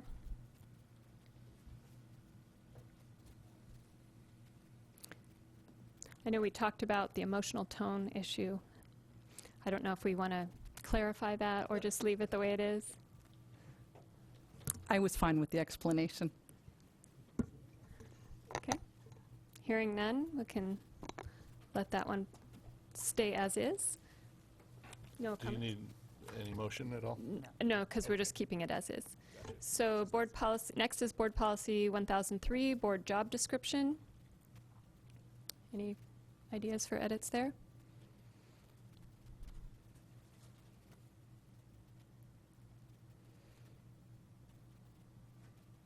I kind of thought, I wondered if maybe was trying to think of where letters and resolutions, since we were working on this week, where those would fall under these, or if we don't worry about that. Does anybody have any comments about that?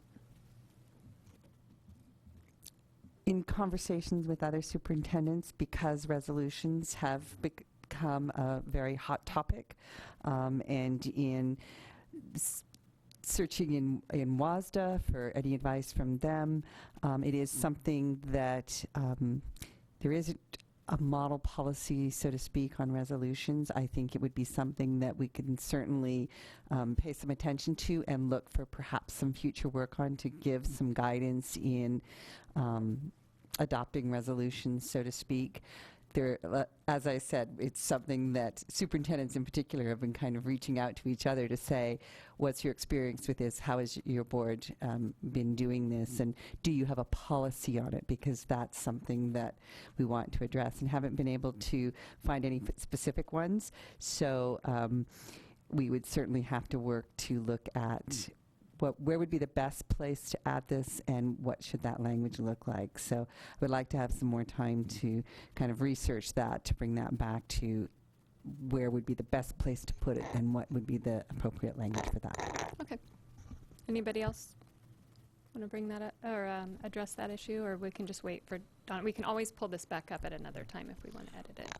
Okay, this is just the annual review. Okay. Actually, yes. No, I was going to say, just adding on to that, I think it's great that you're looking at that. I think we all look at that. Under number 2 there, advocate for the organization, the students it serves.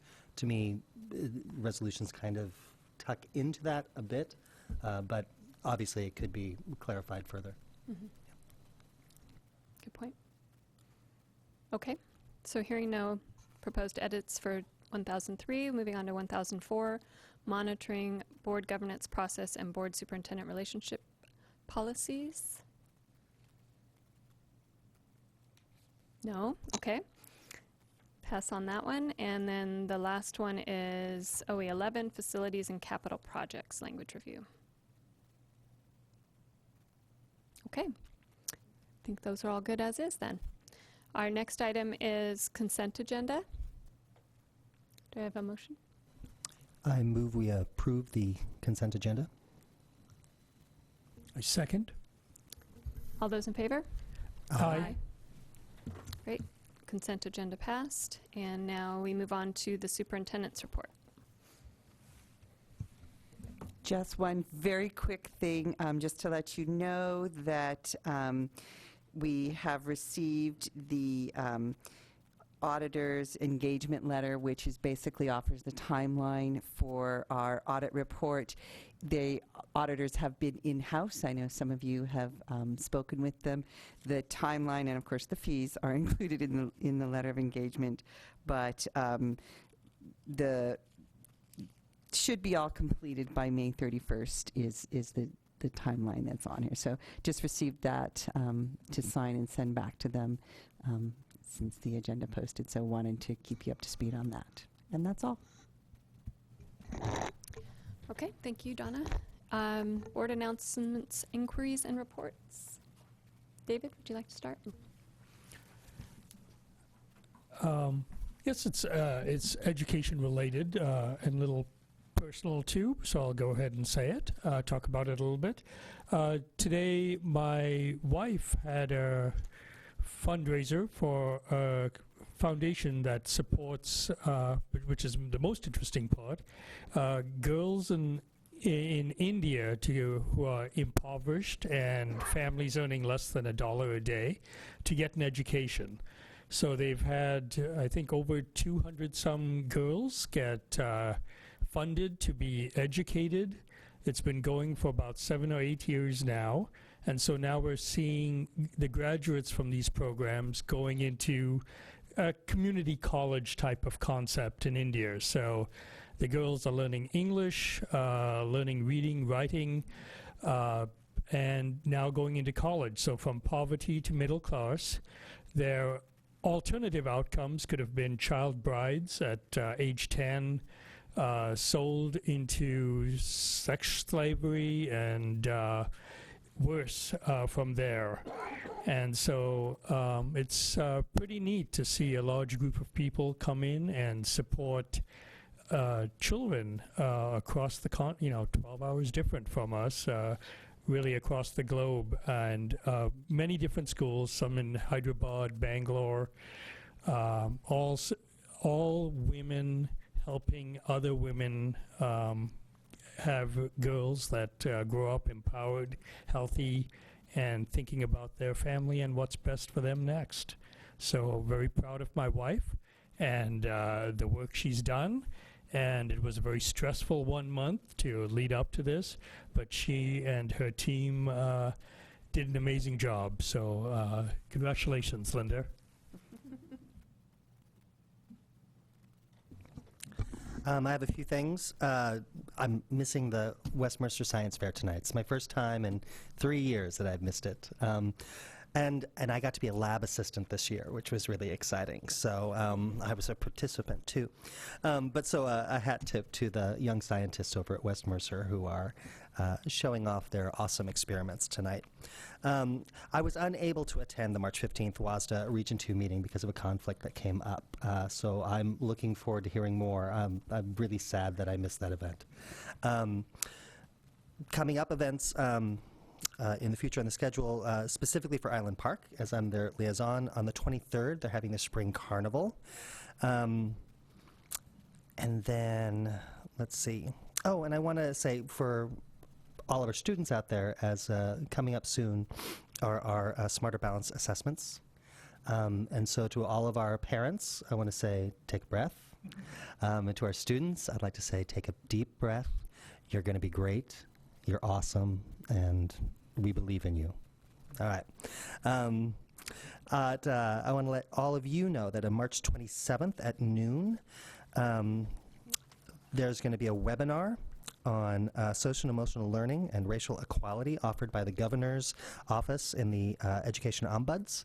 And so you can go to their website to sign up for that webinar. I don't believe there's a cost for that. And then on March 31st, the superintendent and I are planning to attend the Governance Summit in Olympia, specifically talking with boards who are working on the policy governance model. I think this is the first time that WASDA is holding this event, and so they're going to be asking questions and how is it working for you in your district and what are best practices, and I think this is exciting, and I imagine I'm going to learn a lot. And then the last time I spoke, I called out International Women's Day, and I neglected to tip the hat and honor the amazing women in this room here who are doing extraordinary work and are setting such great examples for our young girls. And to tag on to that, I have a little this day in history. On this day in history in 1972, Congress passed the Equal Rights Amendment, which would have become the 27th Amendment to the U.S. Constitution. Unfortunately, they also put a deadline on that, and the states failed to ratify it before that deadline. But there is still hope. Some legal scholars say that it may still be able to be brought back out and that deadline pushed back. It could still pass. And as a reason to hold out hope, what did actually become the 27th Amendment to the U.S. Constitution was the law that delayed laws affecting congressional salaries until the next term. And that particular amendment took over 202 years to ratify. So patience, patience, patience. Thank you. Thank you, Brian. Could you just say the event on the 27th again? What's it called? On the 27th, it's Social and Emotional Learning and Racial Equity Webinar, and it's offered by the Governor's Office of the Education Ombuds. Okay, thank you. That's a mouthful. Okay. Deborah? Okay, I lied. I just want to bring up something different. At the PTA Council meeting last week Yeah, on the last Thursday. 14th, There was talk about graduate grants, and just something for discussion. The graduate, just for the record, graduate grants are appropriate for really any whether completing a school, whether it's 5th grade, 8th grade, or high school. Traditionally, it's more common for high school seniors. I would just love, and the money that is raised, 100% of it goes to scholarships, and there are scholarships that are chosen by the teachers for different subject matters. I would just like to propose that the board consider contributing our personal funds.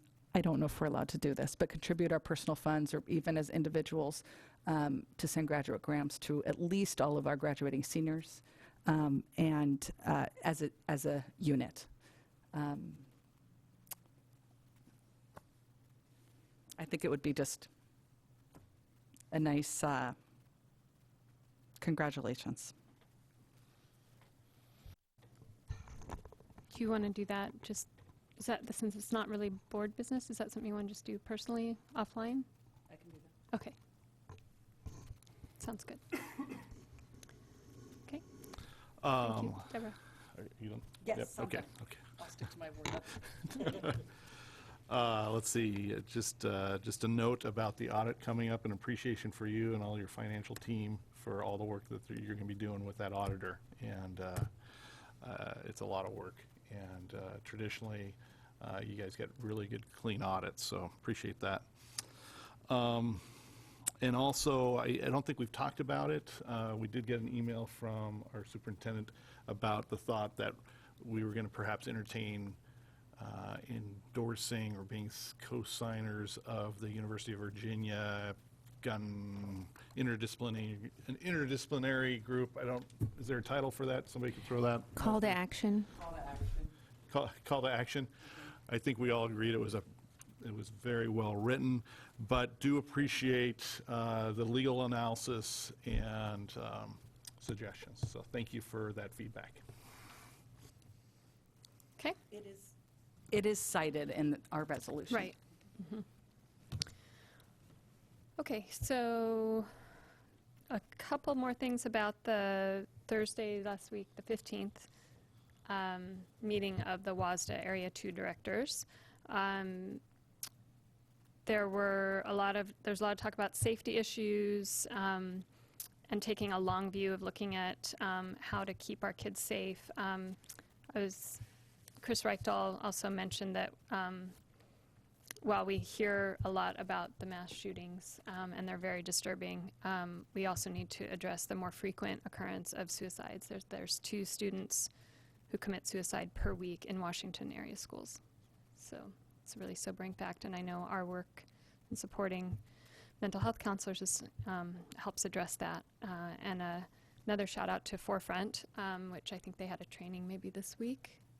I saw something about it, which is a great program. If anybody hasn't already done that Forefront training about preventing suicides with kids and how to talk to kids about it, it's an excellent program.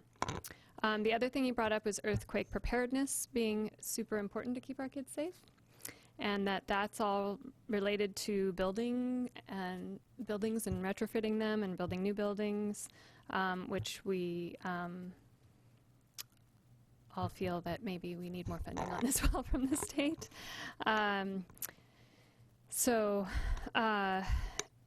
Peter Mayer from the Board of Education also addressed the issue of mental health counselors and how that's a great model to have access to mental health providers, that there's an issue with equity in that a lot of while low-income students may get it covered by Medicaid, they may or may not be able to access them for other reasons, and that while wealthy children may be able to access it, there's a lot of middle-income kids that are affected by this, that they can't afford it or can't get the access to it. There's a huge need for more mental health providers, that they're just not enough even if we want to hire more. For all the schools or areas where they're needed, and that we need to promote that profession and perhaps lobby for it to be paid better, too, in my opinion, because it's a very important and wonderful profession to provide for families. So we also talked about, actually, no, I'll just leave it at that. We had the Northwood. I'm the liaison for 2 schools. So I had the Northwood, they call it the Principal's Coffee now, not the PAC. And there were a few parents in attendance last Friday. And they were mostly first-grade parents, so it made me feel really old. But it was nice to see so many engaging families there, and several people that were new to the island or that were English was not their first language. It was great to see that. And Amy talked about SBA testing coming up, and because of a lot of these families, they're not even there yet, but that was really interesting. She also had Tony Kuhn there, our Director of Maintenance and Operations, to talk about safety. And so there was interesting discussion about safety there, and I thought it was great that Tony, I don't know if he's doing that at other schools, but that was nice that he came and was able to answer questions and just talk about safety in general. So that was really great. And tomorrow I have West Mercer's PAC meeting with Carol Best, so I'll report on that next time. And that's all I have. So, yes? I think tomorrow is also the West Mercer Principal's Coffee in the morning. Yes, that's right. I'm going to try to go early to do the coffee and then go to the PAC. Are you maybe going to be there as a parent? I'll be there as a parent. Okay, great. Hope to see you there. Can I just add one thing? I just have a request that we've talked a lot this year about having a student rep on our board, and I just hope that we could put that on the agenda very soon to have a discussion about it. We have been in discussion, I've been in discussion with the principal at the high school, and she is very much in support of it. What we're working through is the logistics for the students. Will it be an elected piece? Will it be a part of ASB? There's a couple of different ways to do it, and the board doesn't have to adopt a policy. We could just have the student come to present to the board and be at the meetings, but we want to make sure that there's an understanding on the student's part of what the commitment is. So to be able to start it this year is probably not viable, but it certainly will be something that will be in place for the start of the new school year. So as you know more, you'll report it as the superintendent's report? Yes. Great. Thank you. Okay. Motion to adjourn? I motion we adjourn. So moved, or I'll second that. All those in favor? Aye. Mo-